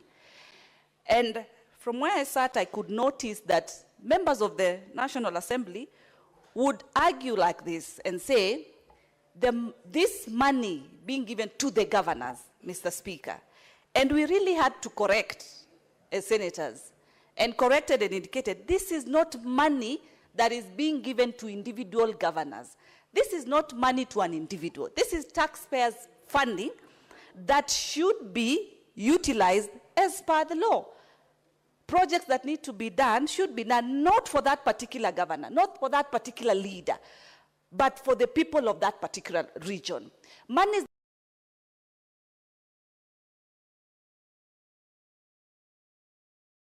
that we've given to counties, Mr. Speaker, monies that we've always also advocated in terms of late disbursement and issues like that. It sounds like this money is being given to a certain person to control from their house how they want to control. This is not private money, Mr. Speaker. This is public money. Public money that is accumulated through the tax that we pay, Mr. Speaker. Mr. Speaker, I want to emphasize something on the same. When we talk about these cars, when we talk about these buildings, Mr. Speaker, Senator Cherargei, I would beg, give me silence. Mr. Speaker, public resources, Mr. Speaker, should be well utilized. Public resources are not just for that particular leader, for that particular financial year. They are for the generations and generations to come. We cannot be having budgets whereby one particular project is the same one that is being funded year in, year out. Why? Because we've allowed that public resources cannot be well utilized. It is wrong. Even if that public resource has been funded by the taxpayers' money, it is the responsibility of the leadership at that particular time to ensure that the standard of that particular asset is within the required standard, Mr. Speaker.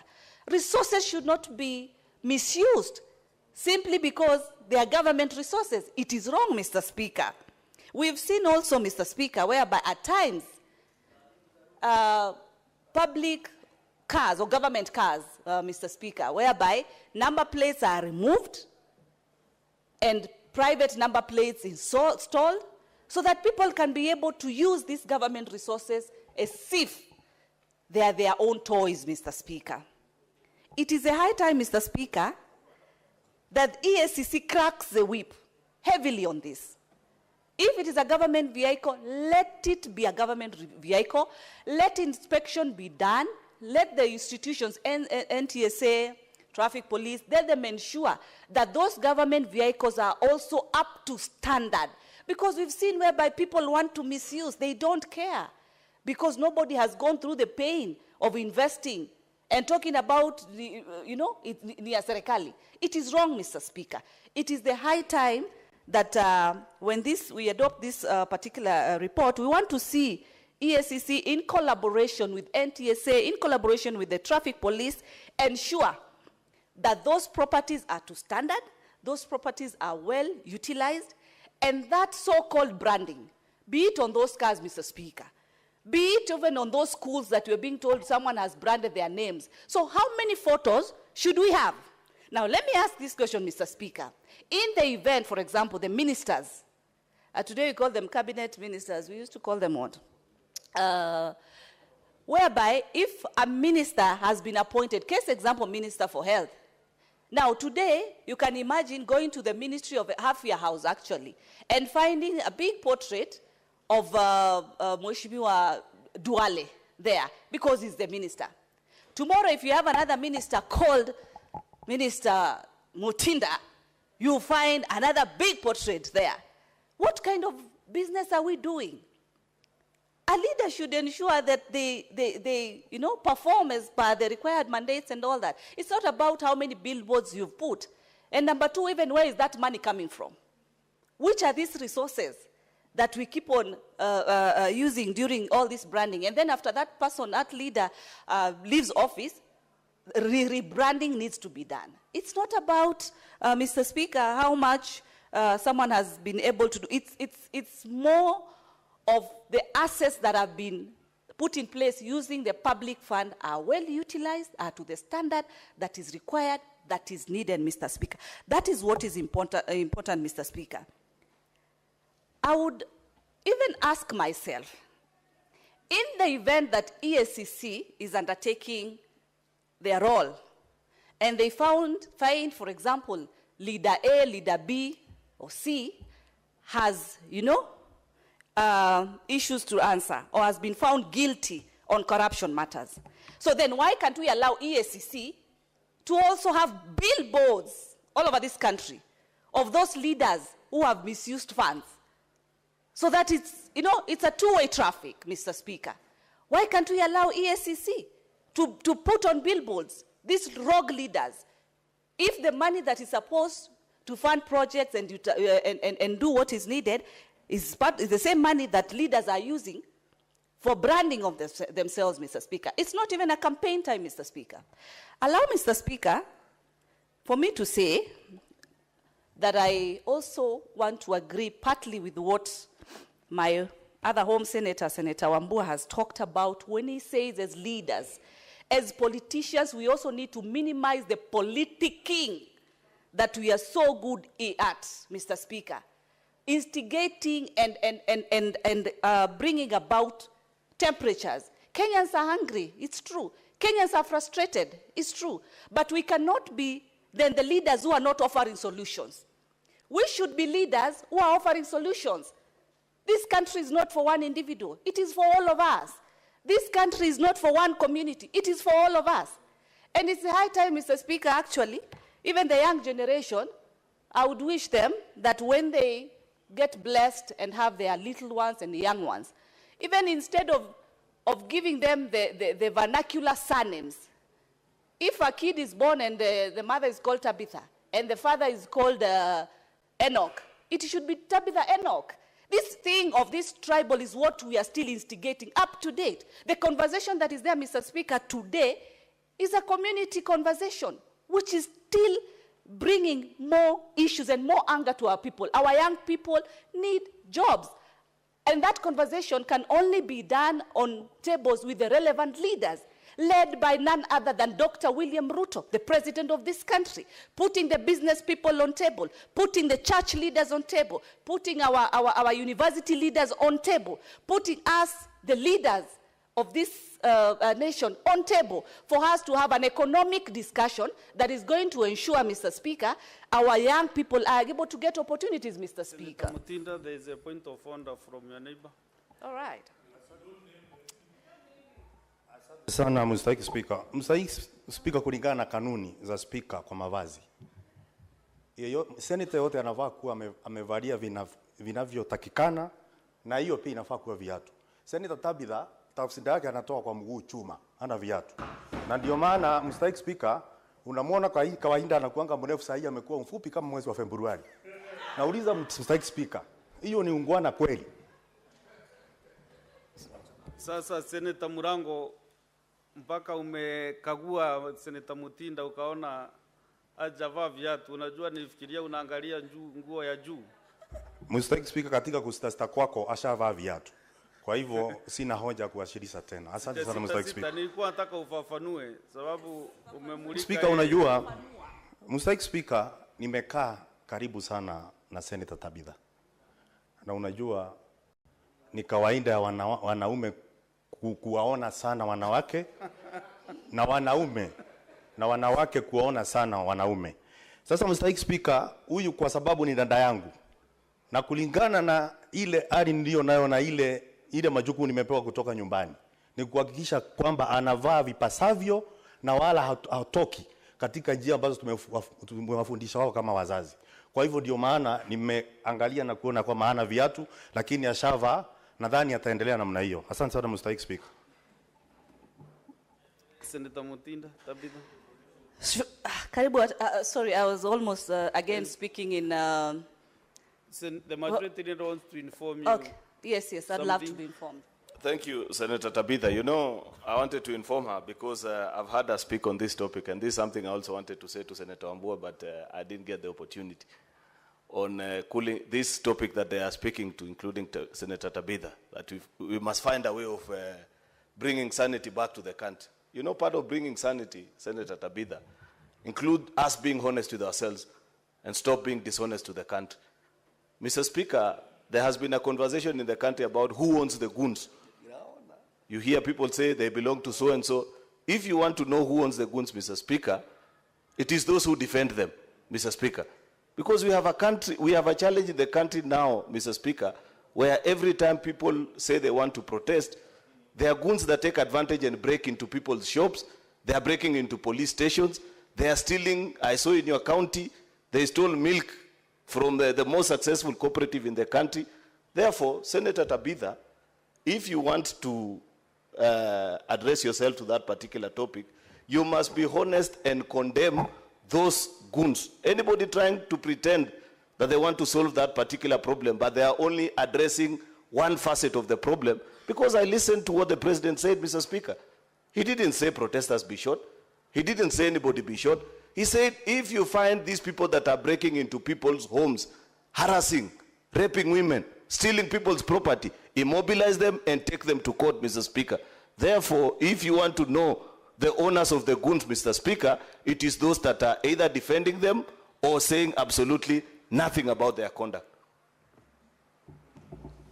Mutinda, you are well informed, isn't it? Very well informed. I never thought that my good colleague, Senator Morango, would walk out. I was just curious. You know, I have one of the most unique hairstyles. I thought he would be looking from up. I just got astonished what he was really looking down there. All said, Mr. Speaker, allow me to conclude, Mr. Speaker, and from where I was briefly interrupted. Mr. Speaker, the conversation that I'm talking about is a conversation as leaders that we need to welcome discussions and conversations.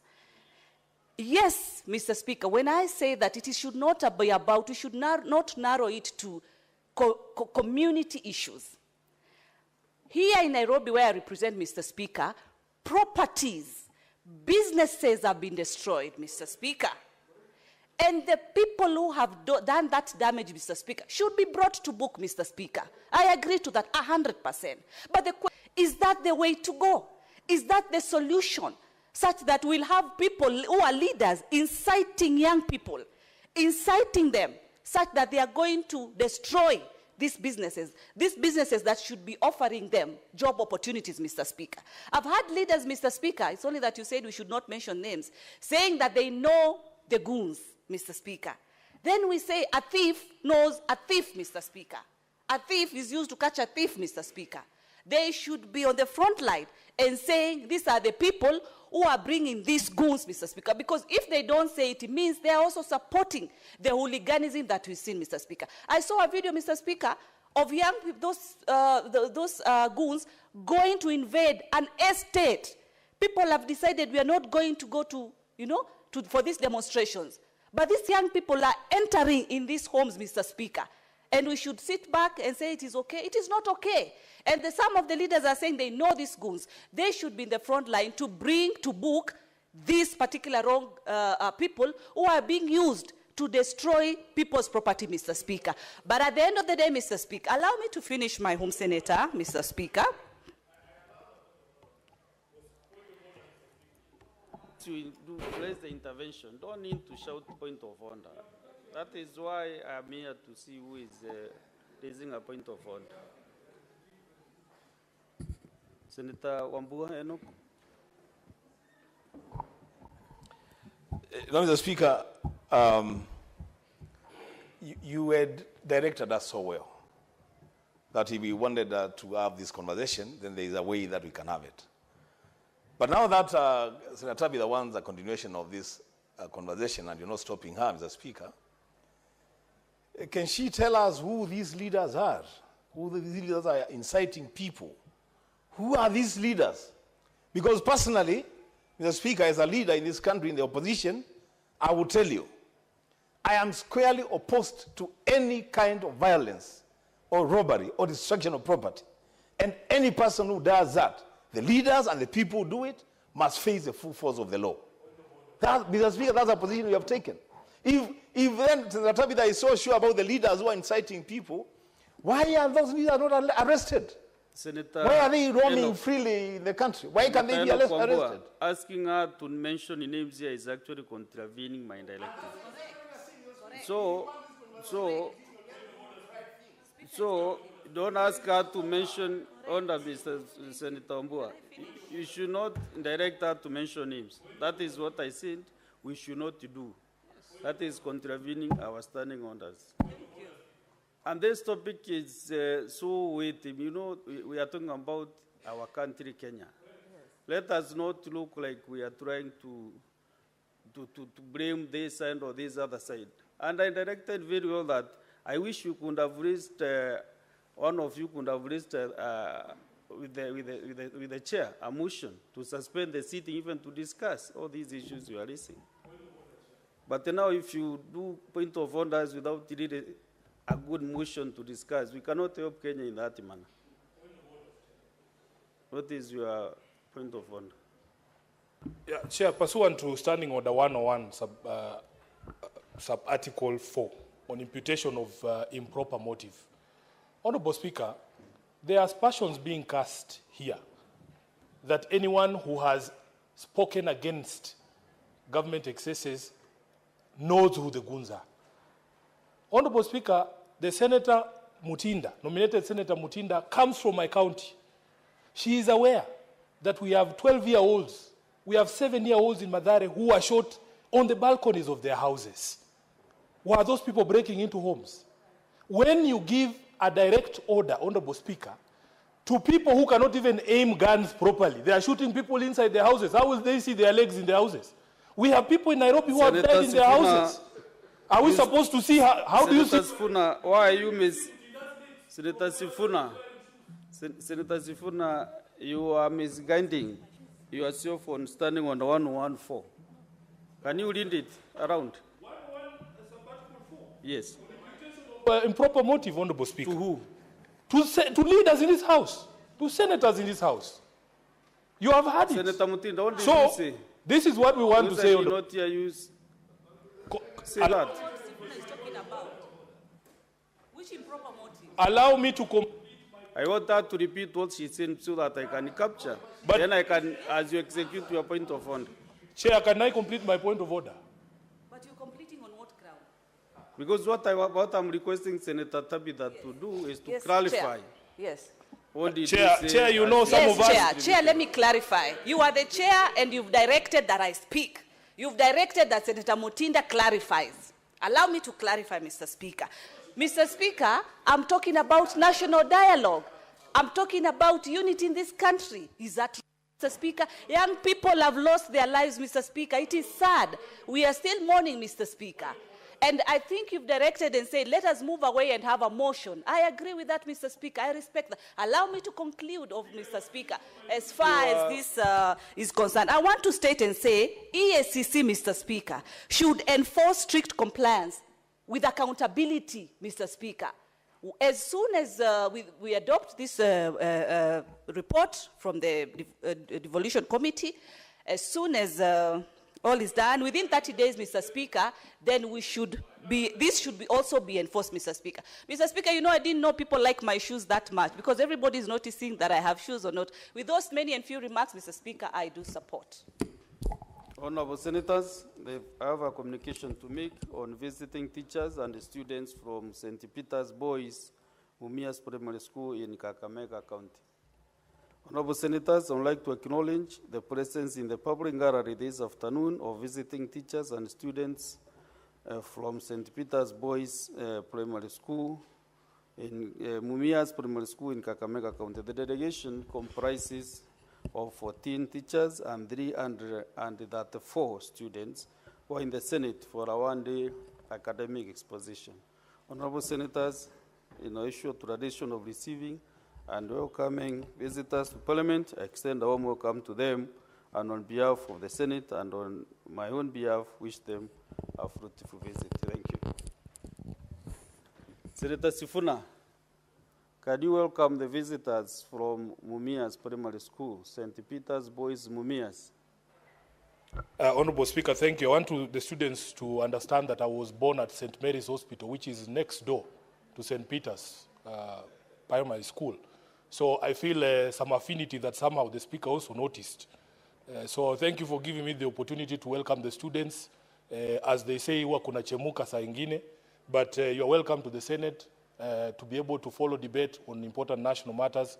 We are hoping that when you grow up, some of us started from there in Mumias, and now we are here. So you will also be here. And let nobody tell you that you cannot be here or you cannot be what you want to be. Thank you so much.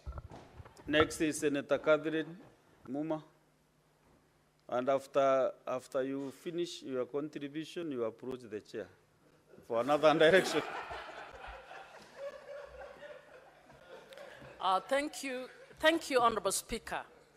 And Honorable Speaker, I'm a member of the Devolution and Intergovernmental Relations Committee, and I stand to applaud Mr. Labano Msundi for his very progressive petitions to this House and to Parliament, petitions that are actually very momentous and very relevant to the times of our country or our nation at the moment. Mr. Speaker, the issues raised by Mr. Labano Msundi in terms of barring the use or the appending of personal images and names on public projects is an important issue that is at the core of the values and principles of the Constitution. Mr. Speaker, to be precise, Article 10 requires that the governance system in this country shall be accountable and shall be transparent. Mr. Speaker, Chapter 6 has very key provisions that on leadership and integrity, and when it comes to responsibilities expected of leaders in this country, Article 73(1) requires that leaders shall be honest in the execution of public duties. That is 73, subclause 2C1, that leaders shall be honest in the execution of public duties. Mr. Speaker, when I am advanced or I use public resources to develop a project and then I call it a Catherine Muma project, that is clear evidence of dishonesty. Mr. Speaker, so those who are currently appending their names on public projects are in violation of Chapter 6 of our Constitution. Mr. Speaker, Article 75, 1B is also relevant on this matter. It talks about the conduct of state officers and requires that state officers shall not compromise any public or official interest in favor of personal interest. Mr. Speaker, when I take my picture and take my name and append it on a classroom built by public resources that I have some supervision over, Mr. Speaker, I am compromising public interest for personal gain. And how do I do so? I want those in the public to believe that I am the one who has done that, usually so that they can elect me at the next election. Mr. Speaker, it's a violation of Chapter 6 of the Constitution. in clear terms. Mr. Speaker, what Mr. Omsundi raises, and I told him when we were doing public participation, that the only thing I regretted about his petition was the fact that he was restricting it to governors and MCS.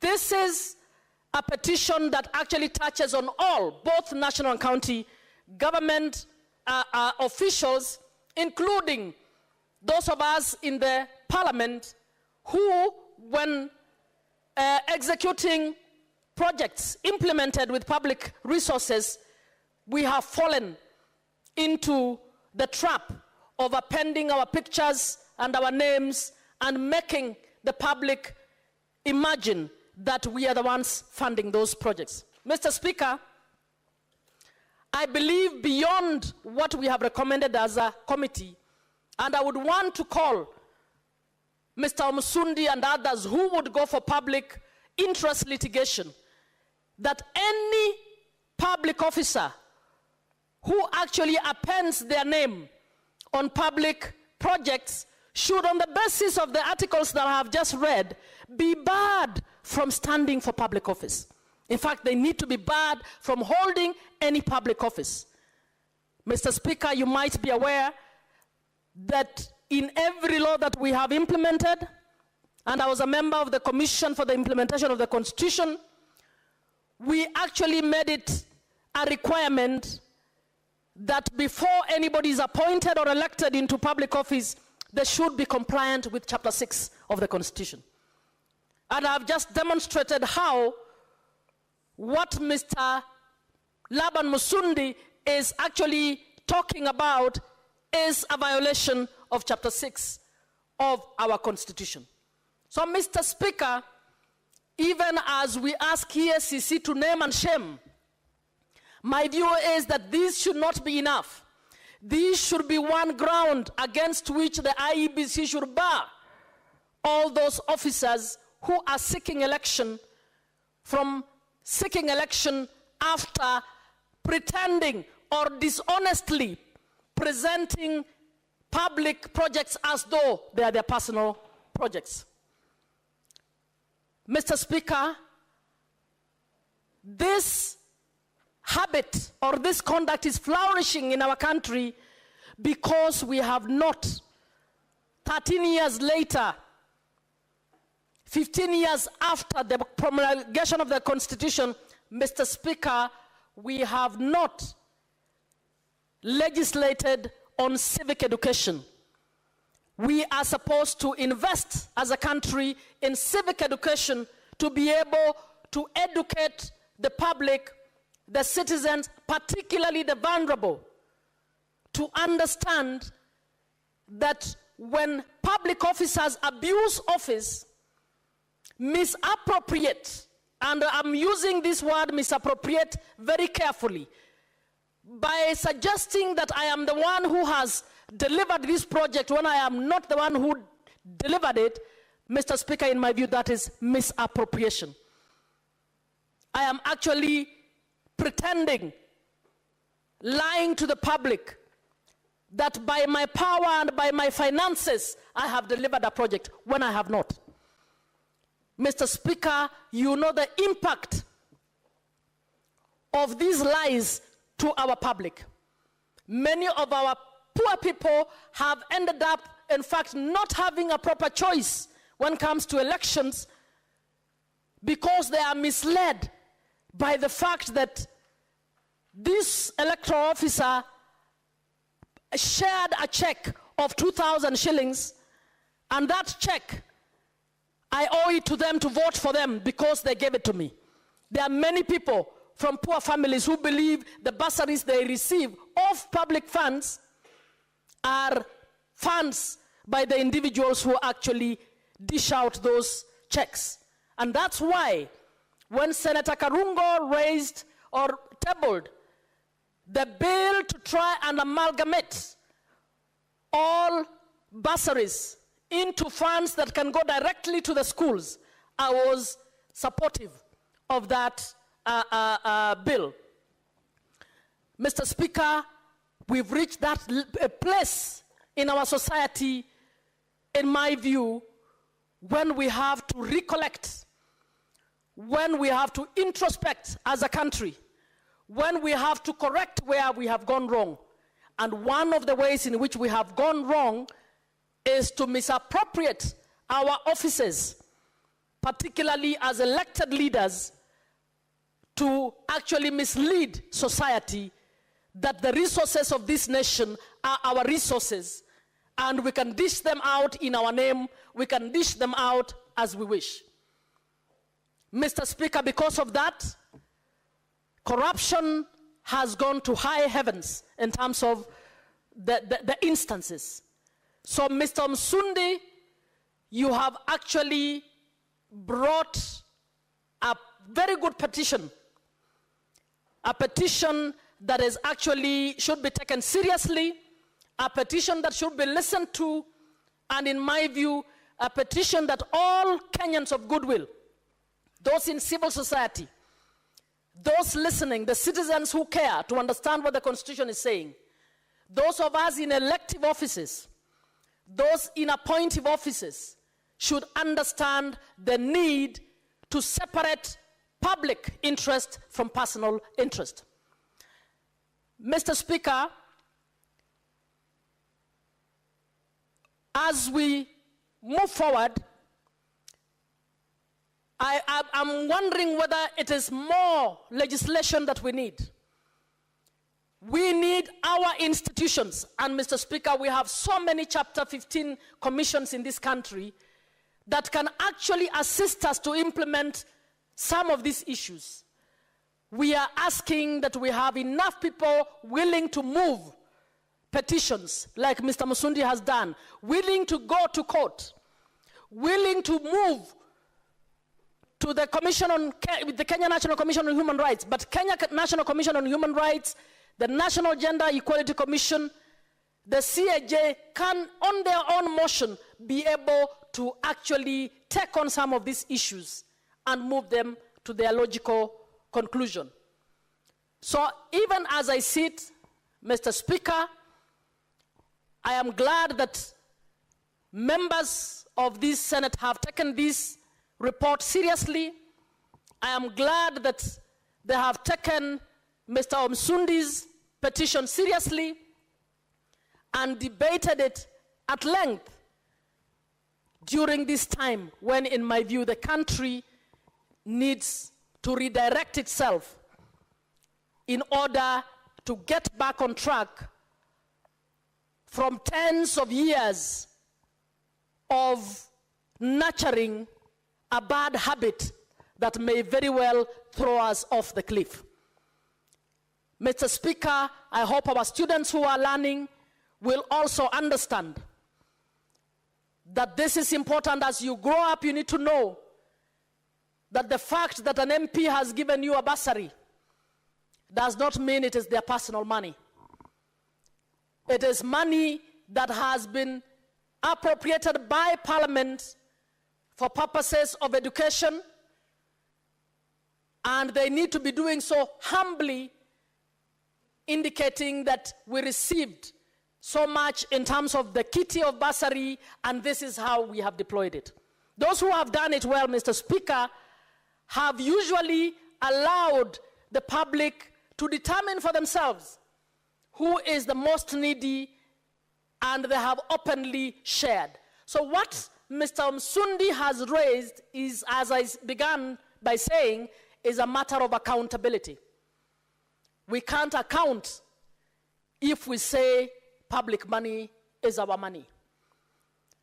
We can't account if we even have the arbitrary decision to be able to say, because this village largely voted against me or for my opponent, this village will not get this particular service. The day we get to that level where nobody will know, the public or the villagers will just know that we have so many millions for a road, and we want to know whether that road is worth the millions that were allocated for it. When we move to that level and start understanding what costs what, we will have less misappropriation, both of our offices and of the public funds that are assigned to our offices or that are related to our offices. So, Mr. Musundi, I don't know whether you're listening out there, and whoever else, thank you so much for giving us opportunity to canvass and discuss this issue in this country, an issue which does not need any law, in my view, to be passed, is an issue that needs to be implemented. And it's an issue that is important for policy for this reason. When I become governor and then we have Muma Care, Tangwa takes over, and because Tangwa heads Catherine, Tangwa decides, no, I'm moving away Muma Care, now it is Tangwa Care. When Asige takes over, Asige says it is now Asige Care. We don't even know what we are communicating. And when Beatrice takes over, she wants it to be called Abito Care. Why are we personalizing public service? If we think this program is good for maternal health, let it just be a good program for maternal health that must be retained by every next government. We must not play around with services to our people where we decide this is about a mix for Catherine Muma, the next mix is for so, and that's what we have done with our education system. Every president who comes wants their variation of an education system. Meantime, their own children are not going to those education systems. They've taken them to international schools and they're experimenting with others. We must decide this program is good for our nation and we are going to continue. Regardless of whether the previous president was a good president in my view or not. We must learn to get to the place where we praise a good program for what it is, regardless of what we think of whoever is doing it. And the best way to do it is to stop naming programs after ourselves, is to stop calling ourselves the patrons and the matrons of all these public programs. Mr. Speaker, we have a program in Nyakach, which was built by one member of parliament, and 10 years later has never been used because another member of parliament has never seen the need to use that facility. People of that village are now requesting, why don't we use this building, give it to the county government so that it can make a hospital out of it, because we have issues with women delivering. But because Catherine did not like what Asige did, Catherine decides she will not continue with the good project that Asige did. So we must remove our names from projects, and we must remove our pictures from projects. We must allow public projects to remain public projects. And if we do so, the personal benefit will move away, and even in elections now become leveled in terms of the playing field. I thank you, Mr. Speaker. Very well. Honorable Senators, I have this communication to make on visiting teachers and students from Kipsoen Boys High School in Elgeyo Marakwet County. Honorable Senators, I would like to acknowledge the presence in the public gallery this afternoon of visiting teachers and students from Kipsoen Boys High School in Elgeyo Marakwet County. The delegation comprises 3 teachers and 48 students who are in the Senate for a one-day academic exposition. Honorable Senators, in our issued tradition of receiving and welcoming visitors to Parliament, I extend a warm welcome to them, and on behalf of the Senate and my own behalf, wish them a fruitful visit. Thank you. Since the senator representing Elgeyo Marakwet County is out on other duties, I will ask Senator Sige to welcome the visitors from Elgeyo Marakwet. Thank you very much, Speaker, for the opportunity to give a warm welcome to the boys' school from Elgeyo Marakwet. I want to welcome you heartily to the Senate. I'm hoping very much that you have an enjoyable visit, not just enjoyable, but also educational, and you get to meet and understand the mandate that we hold here in the Senate as members of Parliament representing your county and other counties across the nation. Mr. Speaker, as a young person myself here in the Senate representing youth, women, and persons with disabilities, because I also have a disability myself, which is visual, I just wanted to encourage the young men amongst us today that they can too be sat in the positions that we're sitting in, and I hope, because they are not the future generation, they are the generation for today. I hope and pray that they believe and see that they can change this nation. They can definitely give us a brighter and more a brighter future is what I mean, Speaker. I hope you make better decisions than some of our past legislators and maybe some of us might make here and there. We do make mistakes as well, but learn from us and do better than us in future. I thank you. Thank you, Senator Sige. Next is Senator Dhangwa Paul Karungo.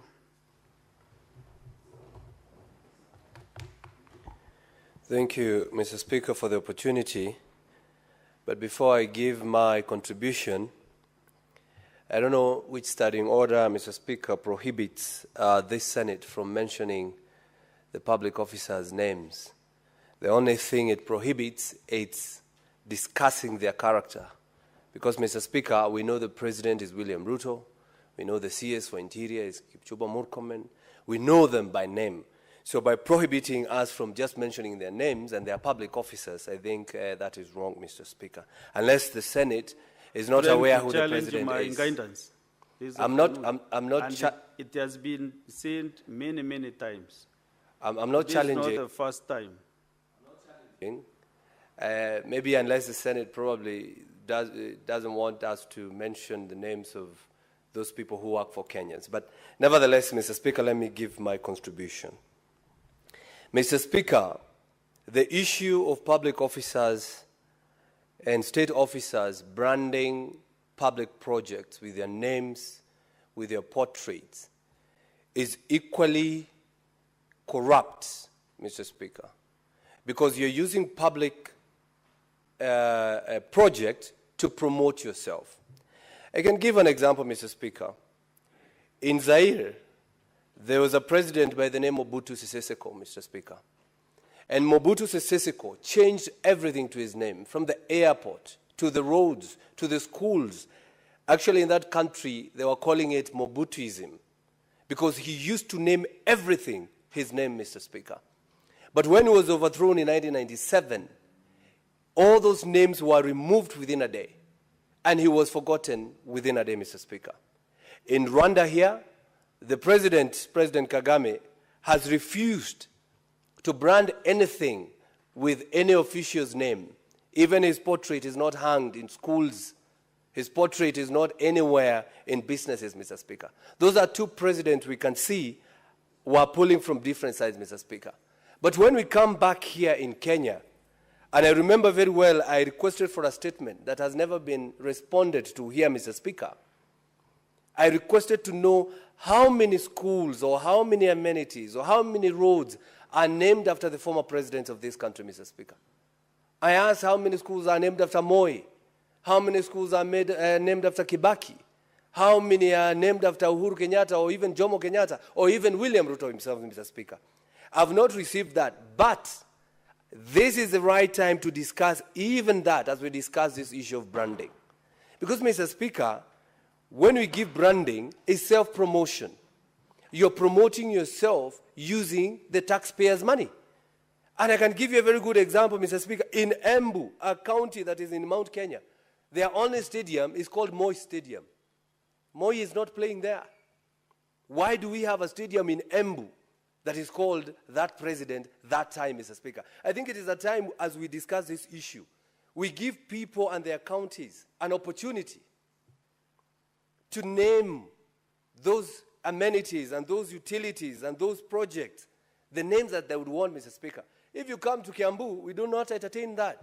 We have Kirigiti Stadium, Thika Stadium, Dumberi Stadium, Githunguri Stadium, but not to name it, after people, and probably those people never did justice to the people. If it was a good person, if it was a martyr, if it's somebody who fought for freedom, but not a president who for so many times, probably, Mr. Speaker, really was not a good president, was not a good governor, was not a good MP, was not a good MCA, or even a senator, or even a women rep, Mr. Speaker. Mr. Speaker, if you look at the Constitution, and it has been quoted by the petitioner, Mr. Laban Omusundi, and he quoted his argument from Article 231 of the Constitution that says, Mr. Speaker, and I'll read, notes and coins issued by Central Bank of Kenya, he's talking about money, may bear images that depict or symbolizes Kenya or an aspect of Kenya, but shall not bear the portrait of any individual, Mr. Speaker. So the 2010 Constitution prohibited any president from putting their image on the money, Mr. Speaker. And that's why I think the last president on the money was President Moi. The few presidents, Uhuru, Kibaki, and Ruto, are not on our notes because the law had seen this, Mr. Speaker, self-promotion, idolizing yourselves. So that when you see some money, you think it's the president who is giving you that money. And you have worked hard for it, Mr. Speaker. So as the Constitution says, the county governments who are notorious for branding with their portraits, with their names. I've seen an ambulance, Mr. Speaker. An ambulance with a photo of a governor, with a portrait of a governor. Mr. Speaker, you can imagine if you are the governors who are saying shoot to kill and you have been shot, and the governor who has made you shot, you are entering as an ambulance and you are seeing his portrait as you are being taken to the hospital, Mr. Speaker. I mean, you see, probably you have an accident because the governor did not fix that road, because the traffic marshals are not doing their work. And when you are taken to hospital, as if an accident was not enough to torment you, you are seeing him inside the ambulance, Mr. Speaker. I think, Mr. Speaker, we should utilize Article 4, not Article 4, Section 4 of the County Government Act that says every county should have a symbol. And what is a symbol? There's a symbol, there's an emblem, there's a flag. The spirit of that section was so that every county should have an identity. If you walk in our corridors here, Mr. Speaker, you see every flag for every county. I wish every county should use their symbols on every government project, on every ambulance. I would want to thank my governor, Kimani Wamatangi, because for the first time, Kiambu County is able to see the colors and the emblems that are there. The only problem is he's putting his image in it too.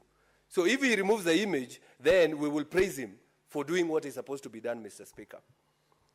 Mr. Speaker, we were told there is a county, I don't want to mention, they were branding school milk. And you know, when I was growing, Mr. Speaker, even today, I remember Maziwa ya Nyayo, because he was not giving us milk, but he was giving us his name. That's why it is in my mind. I cannot remember the milk, but I remember Nyayo. So that is radicalization, Mr. Speaker. And you know, we had forgotten all these issues, Mr. Speaker. We were okay that it was then. But when we see what is happening today, and when we hear leaders saying, oh, the current regime is reminding us the era of Nyayo, then, Mr. Speaker, you can imagine what nightmares people are going through, those who took Maziwa ya Nyayo. So what I'm trying to say, Mr. Speaker, is that today we might think we are doing right by branding names on roads, on stadium, on vehicles, on ambulances. But in future, Mr. Speaker, when that little child who is in school, who is wearing a T-shirt with a sweater, and especially ECD pupils, who are wearing a sweater with the image of a governor, that child will be tormented in future to understand that they never made it because the governor did not do what they are supposed to do, Mr. Speaker. So we are also trying to cure child trauma today, Mr. Speaker, because we know in future those are the things that people are going to be remembering, Mr. Speaker. Mr. Speaker, if EACC is going to act on this issue, because branding and putting their images is breaking the Integrity Act, Ethics and Integrity Act, Mr. Speaker, and that is Leadership and Integrity Act, that is Section 13 and 29, Mr. Speaker. So that means the EACC is not doing its work. The EACC, if you want to know EACC is working, just see them chasing a police officer who has received a bribe of 50 shillings. And that's why sometimes I say, Mr. Speaker, I know corruption is not good, but go for the bigger evil. Leave the policeman alone. He was taking 50. Go for the governor who has used millions of money to put a billboard, to put on a newspaper, Mr. Speaker, that he is giving land waivers, Mr. Speaker, and his image is half than the message. Today, if you listen to our vernacular radio station, Mr. Speaker, if you allowed me, I could even say it the way they say it in our vernacular, Mr. Speaker. You will hear the presenter saying, it is 9 o'clock, time being notified by the governor so-and-so of a certain county, who is reminding you to pay your land rate. A governor is reminding me time on a radio station using the taxpayers' money, Mr. Speaker. And it is happening every day, every moment, 12 times a day. So you can see what they're doing with our minds, Mr. Speaker. That is radicalization. So you think the governor is giving you a waiver? He is not. Actually, the law is very clear. There is no governor who gives land waivers. It is the CEC Treasury or the CEC Finance.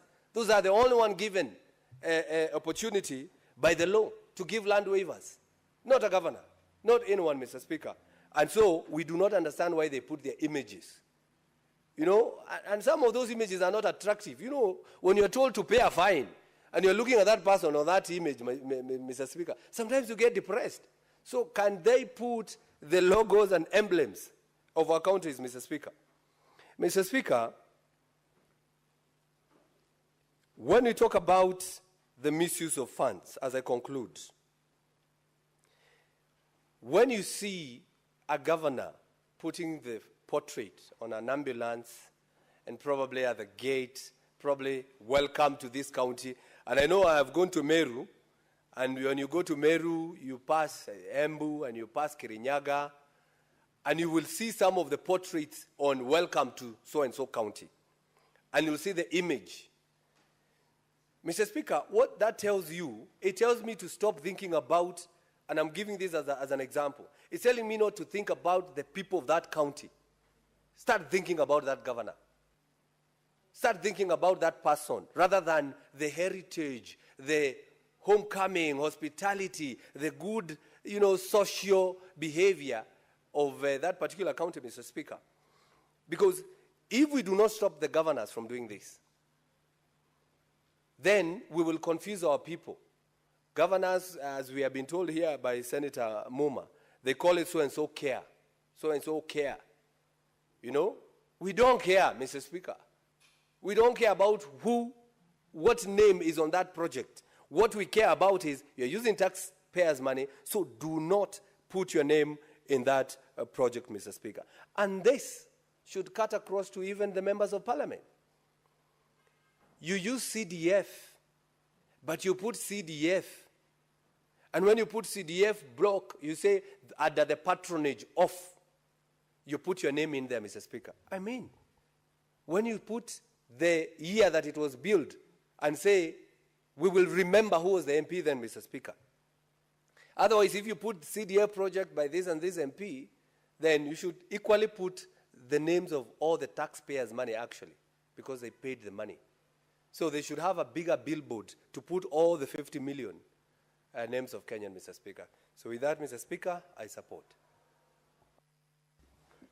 Senator Beatrice Akinyi. Honorable Speaker, I thank you for this opportunity to support this report. Honorable Speaker, just last week I was amongst the delegation at the pre-devolution conference in Homa Bay County, as was hosted by the Governor of Homa Bay and the Council of Governors. And Honorable Speaker, you should really have seen, and we continue to see, the kind of interest and the value our people attached to devolution. And so, Honorable Speaker, as I start making my presentation, I want to state to you, Mr. Speaker, sir, that devolution should work. Devolution must be made to work, And I also stated there that devolution must be made to work, and devolution should be supported by everyone else, including the national government sectors. Because, Honorable Speaker, when devolution works, we will then receive the equity in development that we are all looking forward to and all Kenyans expect from all over our counties. Honorable Speaker, as we talk about the branding of public projects with images of governors and members of county assemblies, Honorable Speaker, I sincerely would not really care about who brands what, whose picture is where, if all these projects are implemented, and when these projects that are initiated and branded are completed, Honorable Speaker. In most of our counties, Honorable Speaker, and in everywhere else, you see projects that have been initiated, brand pictures have been put, and yet the projects have not even been completed, Honorable Speaker. Honorable Speaker, these projects, as budgeted for by the executive and approved by the county assemblies, my main concern with these projects is that they must be implemented, Honorable Speaker. All over our counties, our people supported, and we supported devolution because we wanted services closer to our people. We wanted projects taken to all the wards and down even to the villages so that we would achieve the equity that we are talking about.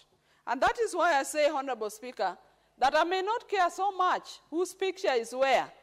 If only those projects would be implemented and completed and would be in use by the people of Kenya, then I would be a very happy senator seated here, Honorable Speaker.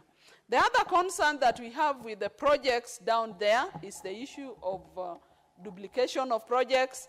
Honorable Speaker, like on the roads projects, you have projects, some of them when you go to the ground, some of the projects, the carer says they have done them, that is a national outfit. The counties are also claiming they have done those roads. And Honorable Speaker, that is what really should concern this Senate.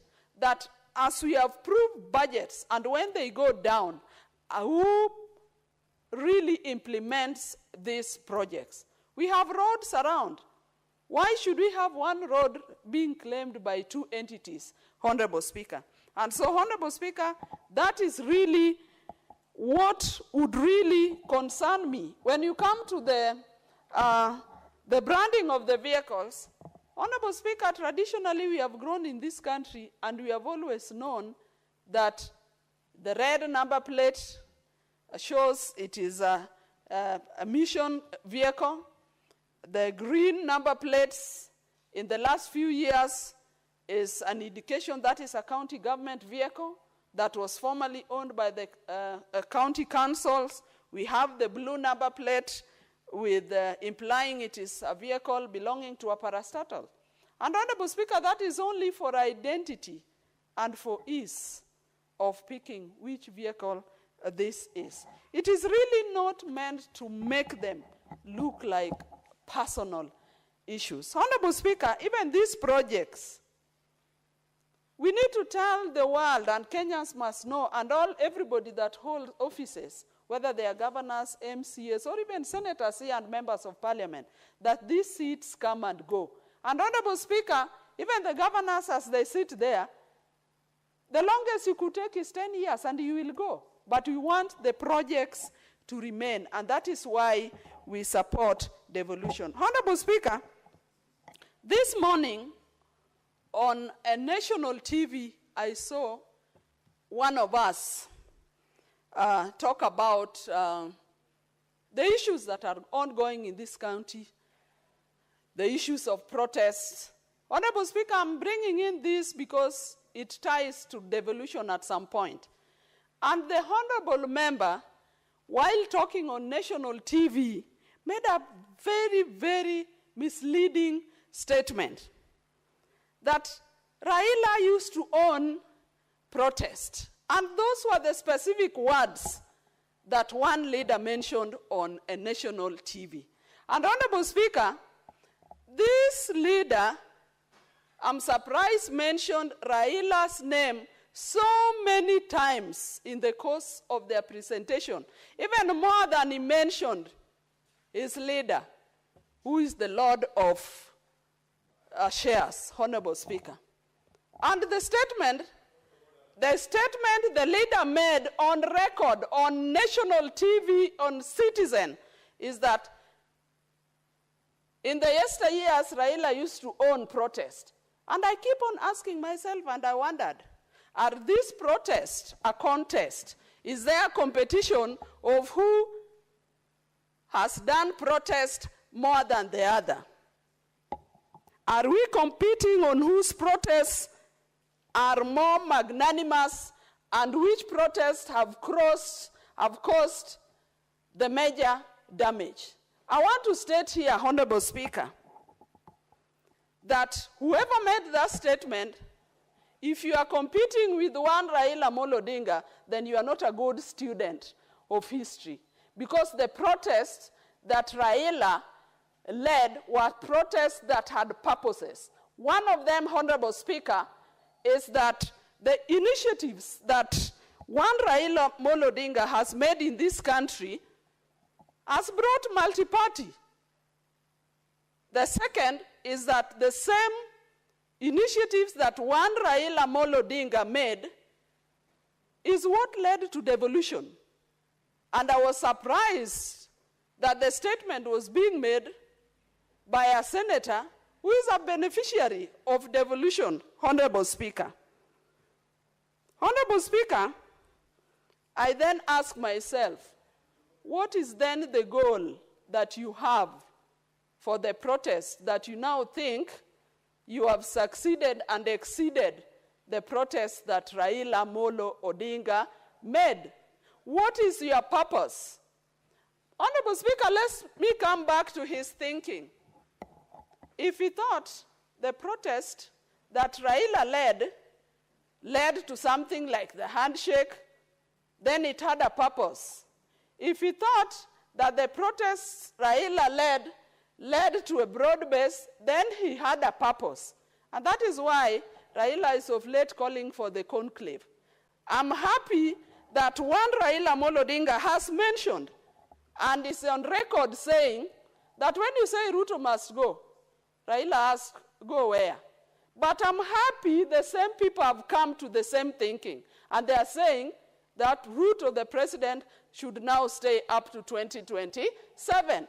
And so it means that is all what we have been saying. Honorable Speaker, I'm saying this because the devolution we are talking about, it is Raila Amolo Odinga that has supported and initiated.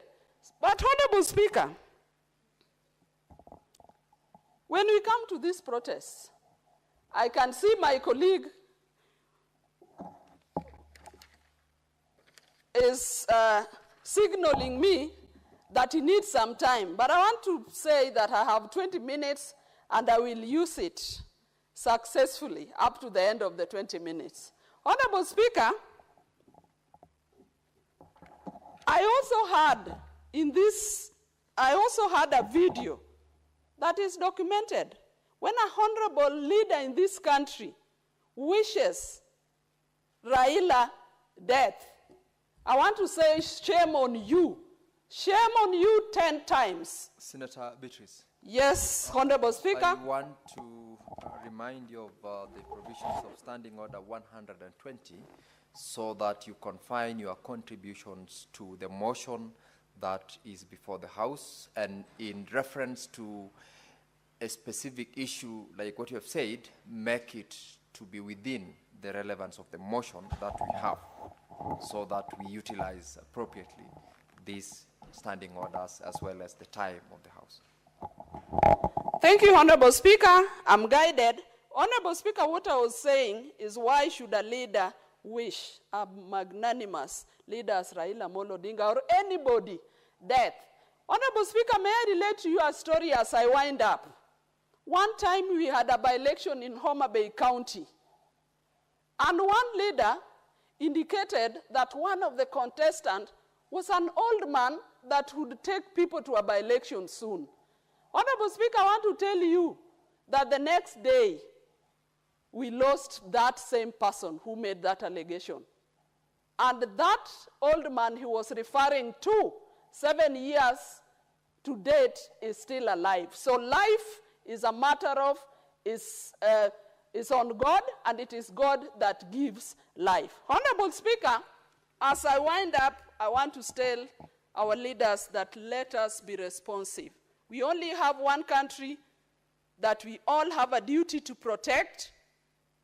We only have one country, and we must lead by example.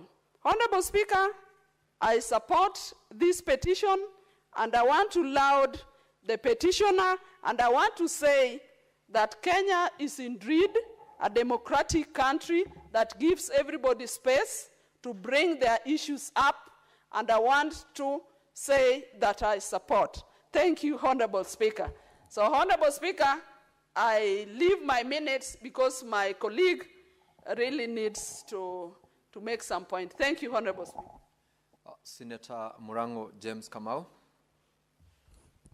Asante sana Mstahiki Speaker kwa kunipa hii nafasi ili niweze kuongea na niweze pia kuunga mkono matamshi ambayo wenzangu wametoa leo kuhusu mchakato mzima huu na ombi ambao limeletwa mbele ya Seneti kuhusu maandishi ambayo yanaandikwa na baadhi ya mangavana wanapojenga barabara, wanapojenga choo na wanapojenga vitu vingine. Akushangaza Mstahiki Speaker ni kwamba hawa mangavana wanapojenga makafani, kwa kimombo mortuary, haweki picha zao.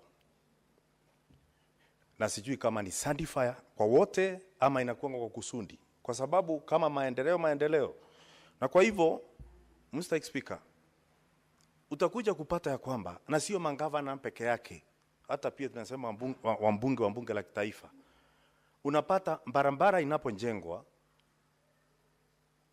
ile kibao ambacho kinawekwa katika ile barabara ama kitu chochote ambacho kimefanyika ni kubwa na dhamani yake ni kubwa sana kushinda zile fedha zimetumika katika kufanya ile maendeleo ambayo iko pale. Na kwa hivyo Mstahiki Speaker, ninapopita hapa nikija katika bunge la Seneti, kuna bendera nyingi za kaunti zote 47 na zote kila bendera iko na alama, iko na nembo ya kaunti zote 47. Na kwa hivyo kama ni kutofautisha, ni rahisi sana kutumia zile nembo ambazo zimepitishwa katika mbunge la gatuzi kama alama ya maendeleo ambayo wanafanya katika gatuzi zetu, Mstahiki Speaker. Lakini Mstahiki Speaker, kuna baraza na mangavana. Mangavana wote wanafanana, ni binadamu. Wengi wanaongea pamoja. Na kwa hivyo nitasema kwamba hatuwezi kuchinja mbata kwa kosa la kuharisha. Mbata wote huharisha, Mstahiki Speaker. Tunachofaa kufanya sisi wenyewe ni kutunga sheria, Mstahiki Speaker. Tunapomlaumu Ndombi kwa kosa la kutakasa kanisi na weusi ni rangi yake, nadhani tutakuwa tunaongea lakini hakuna kitu tunafanya. Sisi kama bunge la Seneti ndio tunafaa kukaa chini na kutunga sheria na kuhakikisha ya kwamba gatuzi zetu zote haziweki picha za mtu binafsi kwa sababu amefanya maendeleo ambayo anafaa kufanya. Mstahiki Speaker. Mstahiki Speaker, gavana anapotumia fedha za umma anaweka kibandiko kikubwa kinagharimu pesa mingi kuonyesha kwamba amefanya kazi, ni sawa tu na kuzawadi samaki kwa sababu ameogelea. Na tunajua kwamba samaki wote ni kawaida yake kuogelea.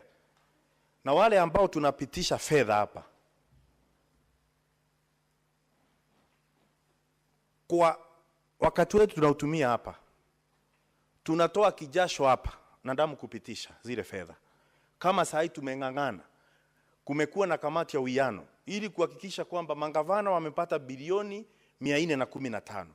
Ningekuuliza Mstahiki Speaker, na mimi kama mtindo ni wa kuweka pesa zinapoenda katika gatuzi, na sisi picha zetu taziweka wapi? Ama zitabaki tu kwa viromba na mikoba?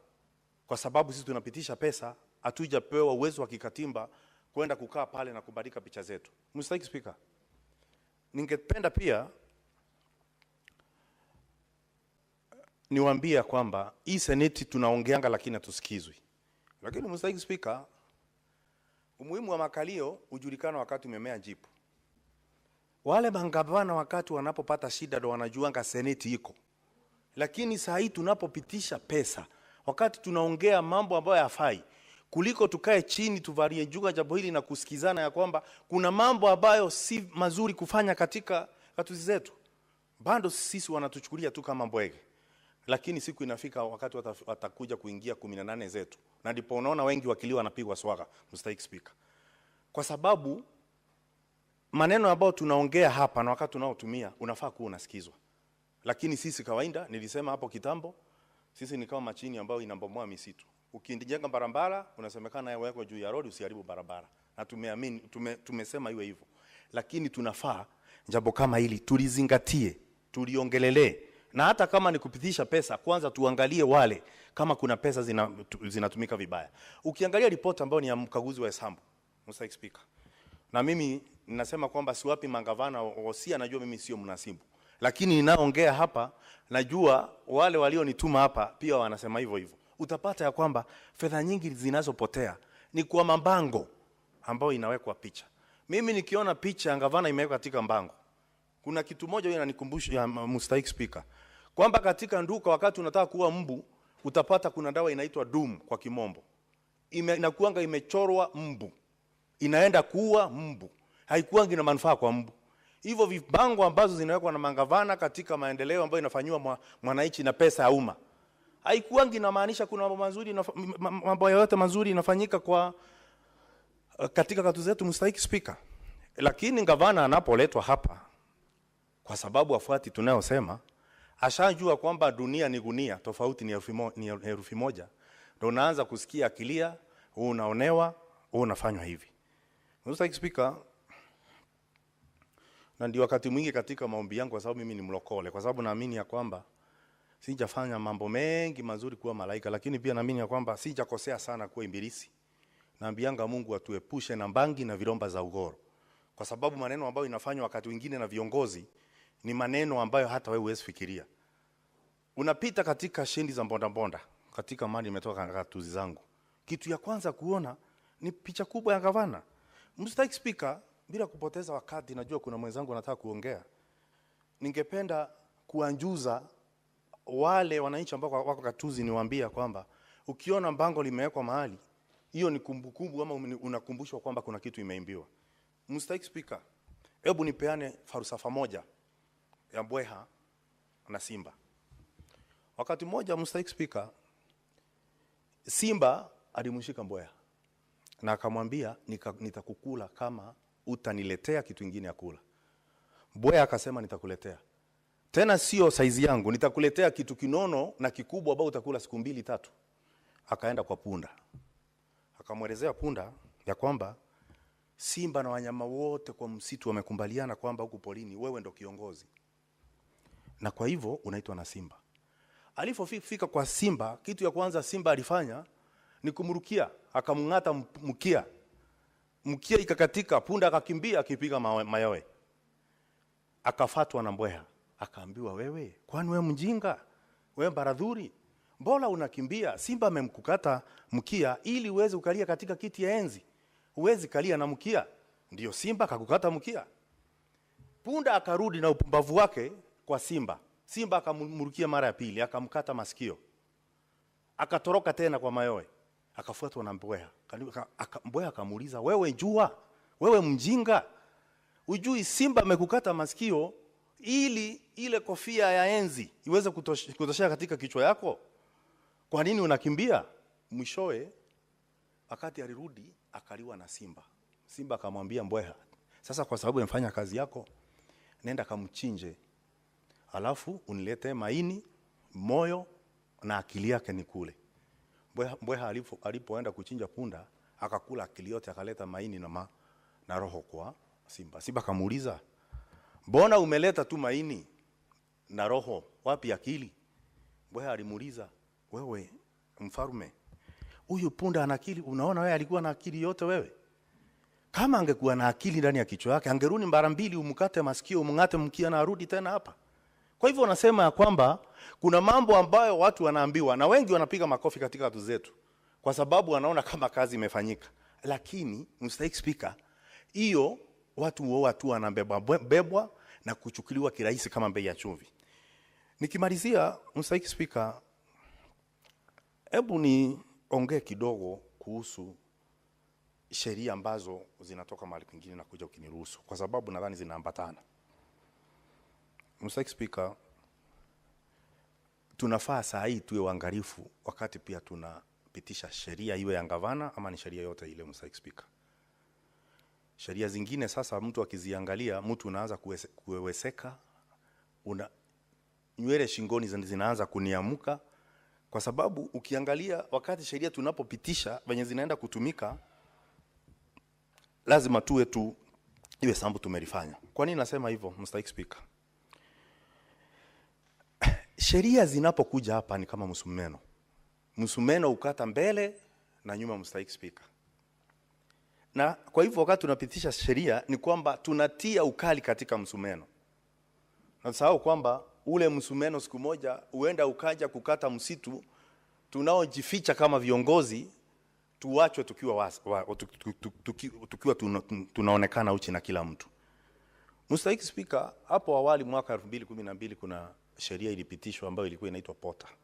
Kwa kimombo ni Prevention of Terrorism Act. Mimi sikuwa katika mbunge hili. Na kuna zingine zitaendelea kuja. Na kuna zingine najua shafika hapa. Zile sheria lazima tujue ya kwamba tunazopitisha na mali zinaenda kutumika, zitatumika zinavyofaa kufanywa. Kwa sababu Mr. Speaker, leo nimetoka mahali ambapo kuko na watoto 11 ambao kwa chini ya miaka 17. Na jaji ameamua kwamba wanafaa kuachiliwa, lakini wamewekwa pamoja na watu wazima. Sheria ambazo zinafaa kufuatwa ambazo ni rahisi zinatutia aibu. Unashikuja kushangaa hata mwenye kutuma watoto wadogo katika pamoja na watu wazima. Kwani hajui kwamba kuna sheria kuhusu watoto? Mr. Speaker. Kwa hivyo ningesema ya kwamba ni vizuri tuangalie tunapopitisha sheria hata kama tunasema zitungwe. Nikimalizia Mr. Speaker, kipovu anapoanza kuona, kitu cha kwanza kutupa ni ule mkongojo ambao ameutumia kwa miaka mingi wakati alikuwa aoni.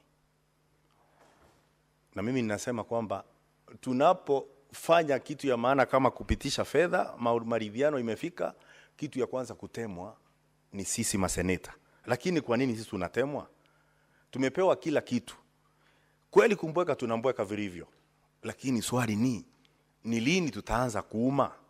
Hiyo ndio swali kubwa Mr. Speaker. Kwa sababu leo tunaongelea hili, tutanjadili lile. Na lile nakwambia mwishowe tutakuja kuona bado mangavana, hata ukienda nyumbani mahali utakuja unapata tu picha za mangavana kila mahali. Lakini nimeuliza swali hapo awali, kama maendeleo ni maendeleo, kwa sababu kuku ni kuku, jogoni jina, kwa nini haweki picha zao katika makafani, katika mochari kwa kimombo? Kwa nini haweki picha zao huko?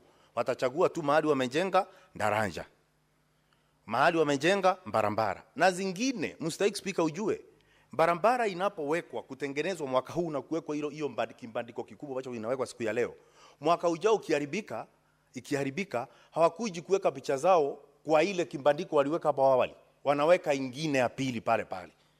Sasa inaona kuna ubadhirifu na tunapoteza fedha nyingi sana Mr. Speaker. Kwa hivyo ningeomba mangavana, kama ni lazima uweke picha zako, weka kwako nyumbani, huko ndio muhimu. Kwa sababu utendakazi wa serikali kuu na ugatuzi si mapenzi. Kama picha unataka kuweka, weka kwa WhatsApp. Ama uende uzitume kwa mtu ambaye anakupenda. Na sijui nani aliambia mangavana kwamba baadhi yao kweli wako na sura nzuri, lakini kuna wengine pia wako na sura nzito na wanarashimisha pia kuweka picha zao katika miradi ambayo hafai kuonekana. Kuna mmoja Mr. Speaker, ako na sura nzito kama ile uji napewa na wako wa matane. Unapata alijenga shule ya chekechea na picha imewekwa mlangoni, kuliko kufanya watoto wanje watoto wanatoroka. Sasa umuhimu wa hizo picha zote Mr. Speaker ni nini? Kwa hivyo mimi nitamalizia hapo ili wenzangu waweze kuongea. Naona Senator Medium ananiambia wakati huko karibu kuishi, kwa hivyo Mr. Speaker nitaachia hapo ili wenzangu waweze kuongea. Asante sana Mr. Speaker. Senator Mariam Sheikh Omar.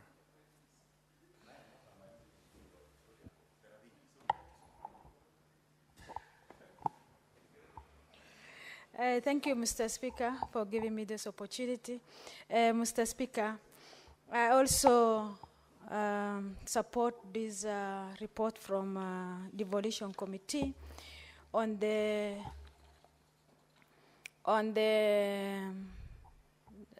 concerned petition concerning the branding of the public projects with the image of the governors and the member of the county assembly and the branding of their vehicles.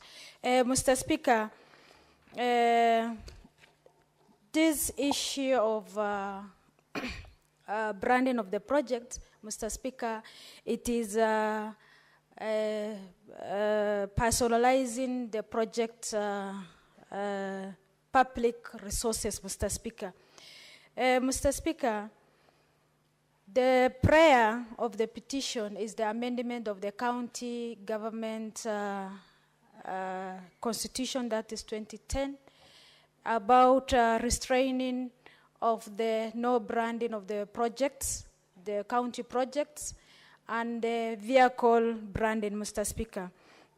Mr. Speaker, I personally have seen duplication of the projects by different state corporations. Mr. Speaker, there is a project of water project which has been done by three people, Mr. Speaker. One of them, it was done by ADB, later on done by Member of Parliament, later on done by, again, the State Corporation Water Service Board. Mr. Speaker, to me, for this, Mr. Speaker, when the projects, so many projects are done in Kenya by different agencies. There's a project done by ADB, World Bank, UNICEF, Mr. Speaker, and there's nothing of the pictures, the flags of any government of ADB or World Bank, which is branded on that project, Mr. Speaker. Then why is the Member of Parliament or the MCA or the governor, and this is the government public resources, showing that this is the project done by so-and-so and it has a picture? Mr. Speaker, we don't allow that, because this is a project which is beneficial to each person. If you put individual pictures there, Mr. Speaker, it may restrain that this project is meant for one community and another community in a different scenario, in a political line, Mr. Speaker. And also it helps in a political campaign for individual political party, Mr. Speaker. Mr. Speaker, in this branding of the vehicle, Mr. Speaker, the number plates of the government vehicles is different from private owned vehicle, Mr. Speaker. If we restrict ourselves on this number plates of the registration of the vehicle number, it is enough instead of putting an individual picture of the governor, Mr. Speaker. Mr. Speaker, as a senators, we have a fight for devolution to work, and devolution is working, Mr. Speaker. And in the end, I am also a member of Finance Department, and we have fight with our chair that we raise their shareable figure to 415, Mr. Speaker. So that means if we have added figure for them, does it mean they have to personalize the project they are doing? So in this case, Mr. Speaker, we have to, the ACCA, EAC, and the Auditor General, and also Controller of Budgets, collaborate, three of them, the three offices, to collaborate and also investigate on this, so that the integrity and the accountability of each office holders can be done, Mr. Speaker, so that this branding cannot be done for the vehicle and for the project, Mr. Speaker. Mr. Speaker, when it comes to this shareable figure of the equitable share, Mr. Speaker, the governors are saying these are flagship projects for him or her, Mr. Speaker.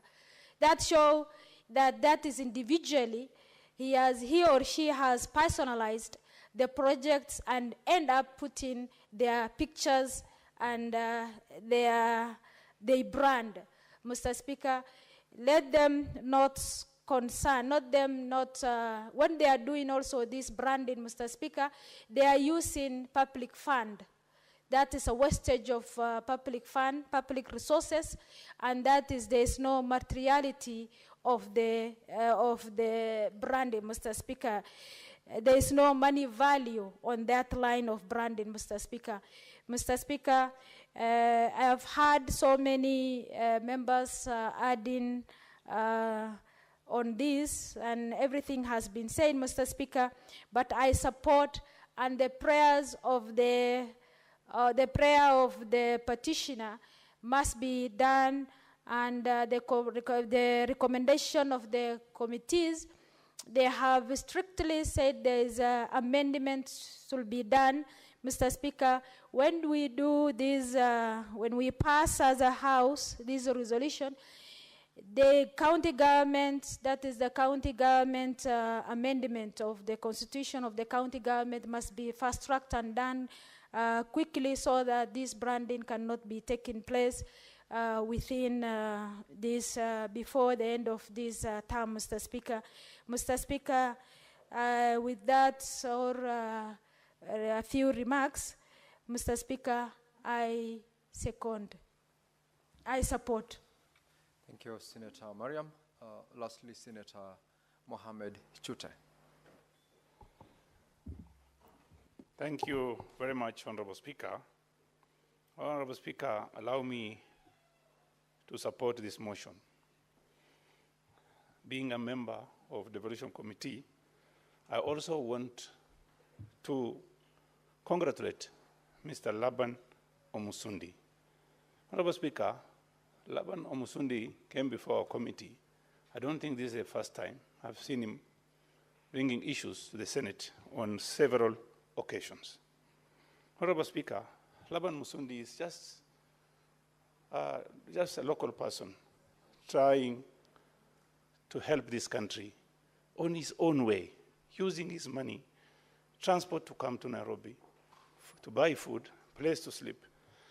And this is what we must encourage, because this person of the name Laban Msundi is using his own resources to try and help this country. Honorable Speaker, the issues he brought before our committee is something very fundamental. He was asking, a politician uses money, not from his pocket, paid by taxpayers' money, to even travel,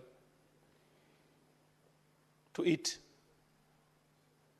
and to come and represent his people in Parliament, using taxpayers' money. And our recommendation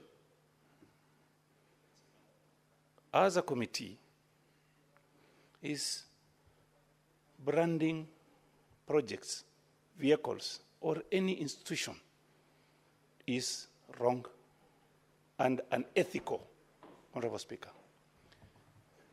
People build toilets, even counties, and they put pictures of MCS, toilets.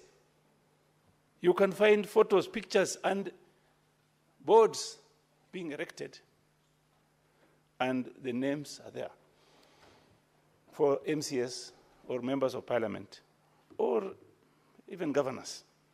Honorable Speaker, I live in Karen. The road to Karen, where I live, is a road called Korongo Road. Apparently, Honorable Speaker, surprisingly, there is a board on the right side of the road, just as you enter Korongo Road. It's a rough road. That name, the MCS name, has been there maybe for the last 5, 6 years. And if you see that road today, I brought a statement to this committee. That road is impassable. Honorable Speaker, it is quite absurd to see an MCA putting his name, his photo, and that of the governor on that road, claiming that this road is being built by the county of Nairobi, and the photos are there. This is misleading, this is wrong, and this is unethical. In that committee, Honorable Speaker, displaying project name and photos, pictures, and the date of completion and date of commencement is there. And if you look at that Korongoro today, commencement date has elapsed 5 years ago. 5 years ago. And the road is not constructed up to today. Honorable Speaker, you know, somebody was talking about Morara. And I've been watching his programs when he goes out there. Honorable Speaker, there was a time the president was in Mombasa, someplace in Mombasa. And he said, this project has started and it's ongoing. After a few days, I saw Morara standing in the same place, claiming that this is what the president said, and this project, there is nothing ongoing. Honorable Speaker, I know the president, he doesn't want to lie. He's trying his best to see how this country will move forward. He has got a vision, but the problem is there are people who are misleading him. In some instances, Honorable Speaker, you will find that the project has been initiated by even the former president, President Uhuru Kenyatta. And if you go there today, placards are there. The same road, nothing is happening. Honorable Speaker, you know, this Omusundi guy, I really, really would like to see one day this government should recognize this kind of a people. This man is bringing issues today we are discussing in the Senate. And we have been going through, he came before our committee, we've had a discussion. And he came even before the Roads Committee, bringing issues. And I asked him, one time I asked him, who is funding you? He says, no, we have a group of people, but we are not getting anything from anywhere. So, Honorable Speaker, I think it is high time, as a country, we need to have an oversight body, a body that can be constituted by the president, that will look at issues being handled by the national government, their county government, and even the CDF programs, so that duplication of project should not be there. Honorable Speaker, I remember one time in Wajir, someplace in Wajir, the CDF did some work there. And then another organization, I think one of the parastatals, did, it's a pan. They wanted to do that pan in a place in Wajir. And then the MP then went there to inspect the project. He saw, he was told that this pan is here. Then he asked, where? Here, where? So he was told, where you are standing is where the pan is. He was standing in the pan. And then he asked them, please, don't tell me this pan is here where I'm standing, because there is no pan here. And the same pan, Honorable Speaker, was being claimed by two people, an organization, Parastatal, and CDF. That's why I was saying a committee should be instituted to look at the projects, all government projects, the projects that are being run or managed by the national government, the county government, and the CDF comes from taxpayers' money. So if you have a team that can look at what has been done by the national government through a financial year, then the county government, and even the CDF, and also donor funding, so that duplication should not be there. Why do we have duplication, Honorable Speaker? We have duplication because somebody, somewhere, wants to steal money from the people of Kenya.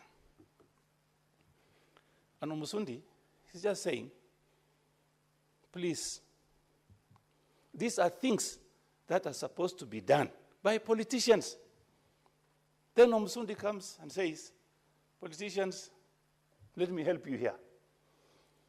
Don't brand vehicles. Don't brand projects. And I want to thank the committee I'm also in for bringing a very good proposal. And this proposal is going to help this parliament, the Senate, to pass this motion. Honorable Speaker, there is this issue about EACC. Some people have talked here before. If you can remember, I talked about EACC having problems. But today, the person who is in charge, Mr. Abdi, is now, I think, capable. Definitely he's listening to what the Senate is saying. And I believe that Abdi will take charge.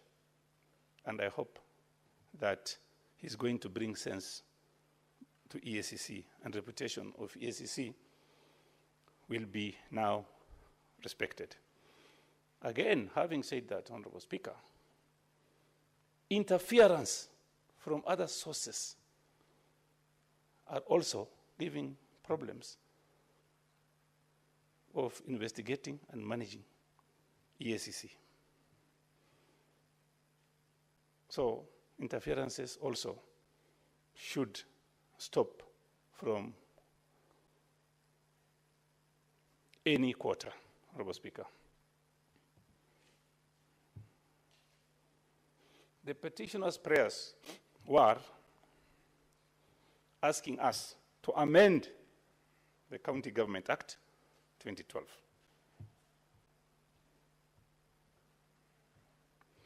And he's asking members of the County Assembly stop branding or putting their portraits, images, or names of public funded projects on the names of public funded projects, and I support that, Honorable Speaker. And he was talking about funding. The funded projects should be branded as courtesy of taxpayers' money of Kenya. I don't think that is very important, because if there is any project and this project is branded as constructed, built by the national government, that one is enough to show that it's being done by the taxpayers' money of Kenya.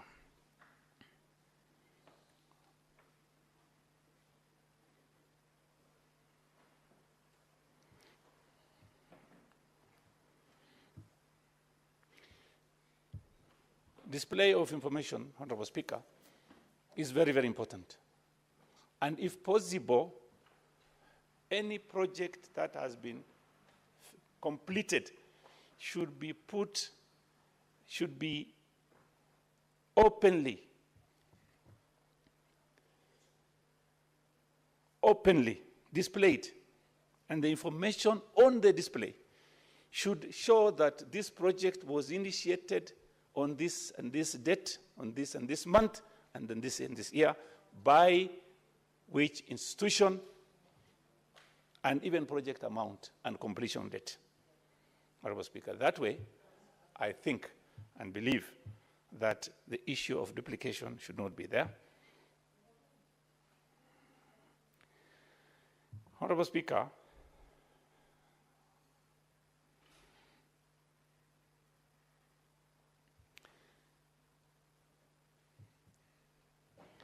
when I talked about having, and I sincerely would want the President, if possible, because he has initiated many projects, and the follow-up should be there, and the President should be having on his fingertips, as he usually has been having, to know that what project this year the government, national government has initiated, and the completion date, and also the county government, and even the CDF. Honorable Speaker, sometimes I don't even understand. The monies that goes to the county are monies contribution mainly over 90% from the taxpayers' money. Sometimes it is like this is not money from the taxpayers. You might even think this money is the governor's money, his own pocket, from his own pocket. Sometimes people forget that this money belongs to the people of Kenya.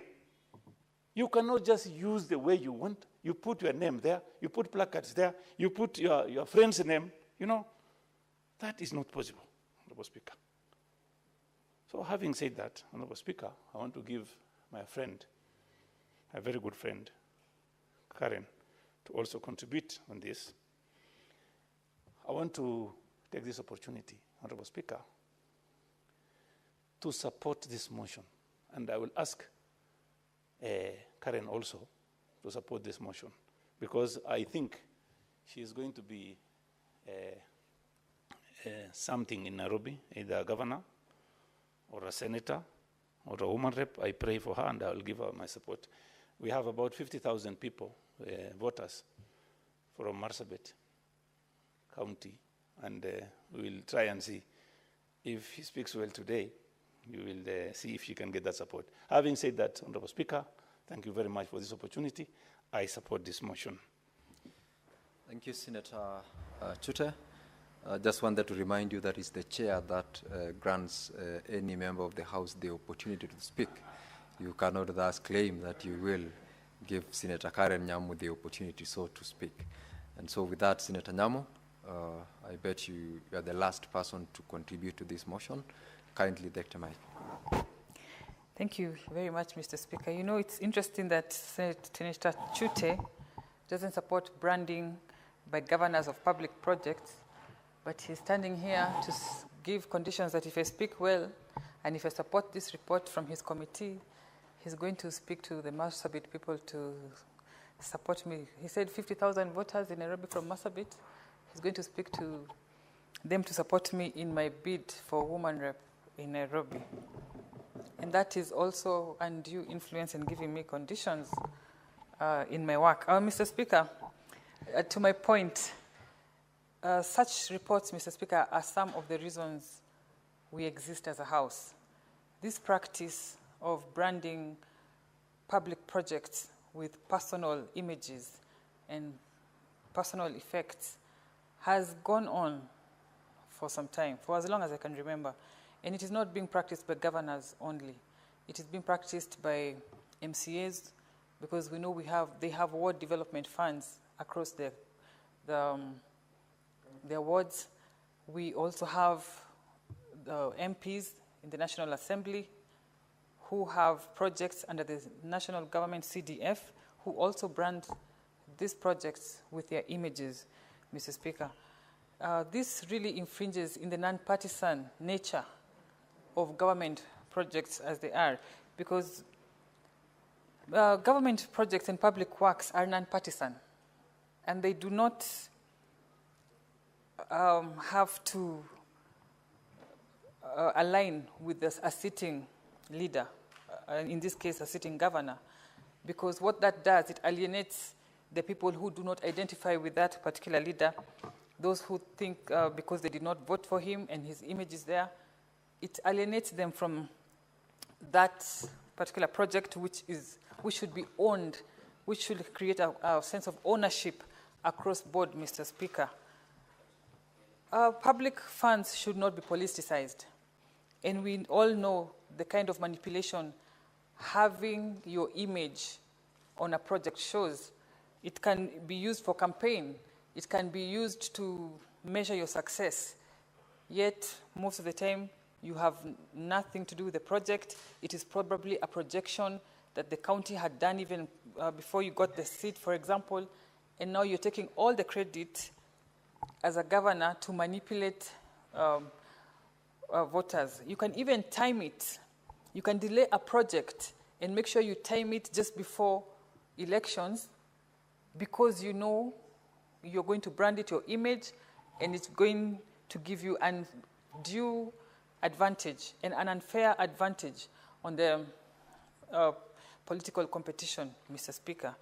And I know I'm the last speaker to speak on this, and so, well, we don't have the latitude of time, but I want to congratulate this committee for such a progressive report and for the House for you almost unanimously supporting it.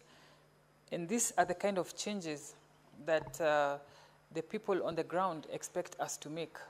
Because what, in effect, we are doing is we are leveling the playing ground between incumbents and incoming leaders. And what that does for our political landscape, Mr. Speaker, is tremendous. It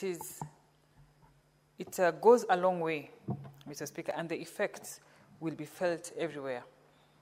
And with those few remarks, Mr. Speaker, I support, and I'm waiting for Chute to do what he said he would do when I support. Thank you.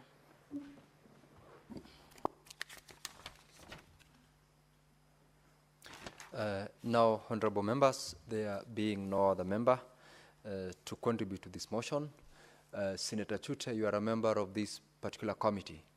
I do not know whether you are ready to do a reply to the motion. Please proceed to do it on behalf of the chairperson of the Standing Committee on Devolution and in the governmental relations. Thank you, Honorable Speaker. Honorable Speaker, first of all, let me take this opportunity to beg to reply to this motion and similarly thank the members who have contributed today, starting with the chairperson, of course, Honorable Speaker, Senator Kisang, who also seconded this motion, Honorable Aaron Choriot, Honorable Agnes Kivindu, Honorable Samson Cherarkei, Honorable Edwin Sifuna,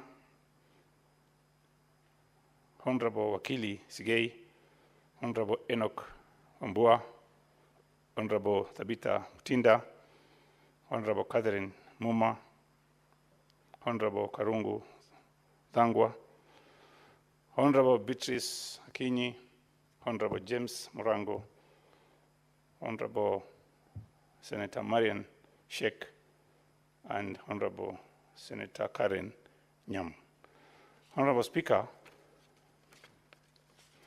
I would also want to take this opportunity to thank the chair and the members of the Devolution Committee. They've done a very, very good work. They've invited many people. And I want also to thank, on behalf of the committee, to thank the members who contributed, and those who have not contributed also to thank them for giving us a moral support. Honorable Speaker, because of time, I think we cannot be having enough time to deal with this matter. And Honorable Speaker, I request if we can defer this putting the question to a later date. This is pursuant to Standing Order 66.3.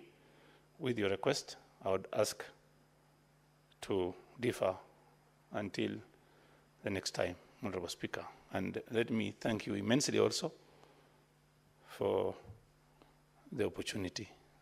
Thank you, Honorable Speaker. On behalf of the committee I sit in, Asante Sana. Pursuant to Standing Order 66.3, the putting of the question is deferred to the next sitting of the House.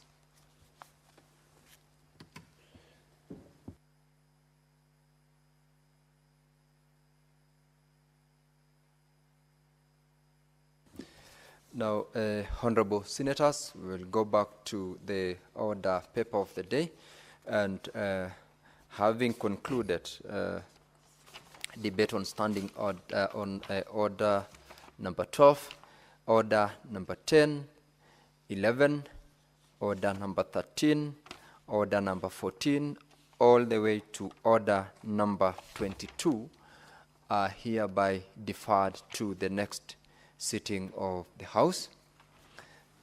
And honorable members, we may now rise.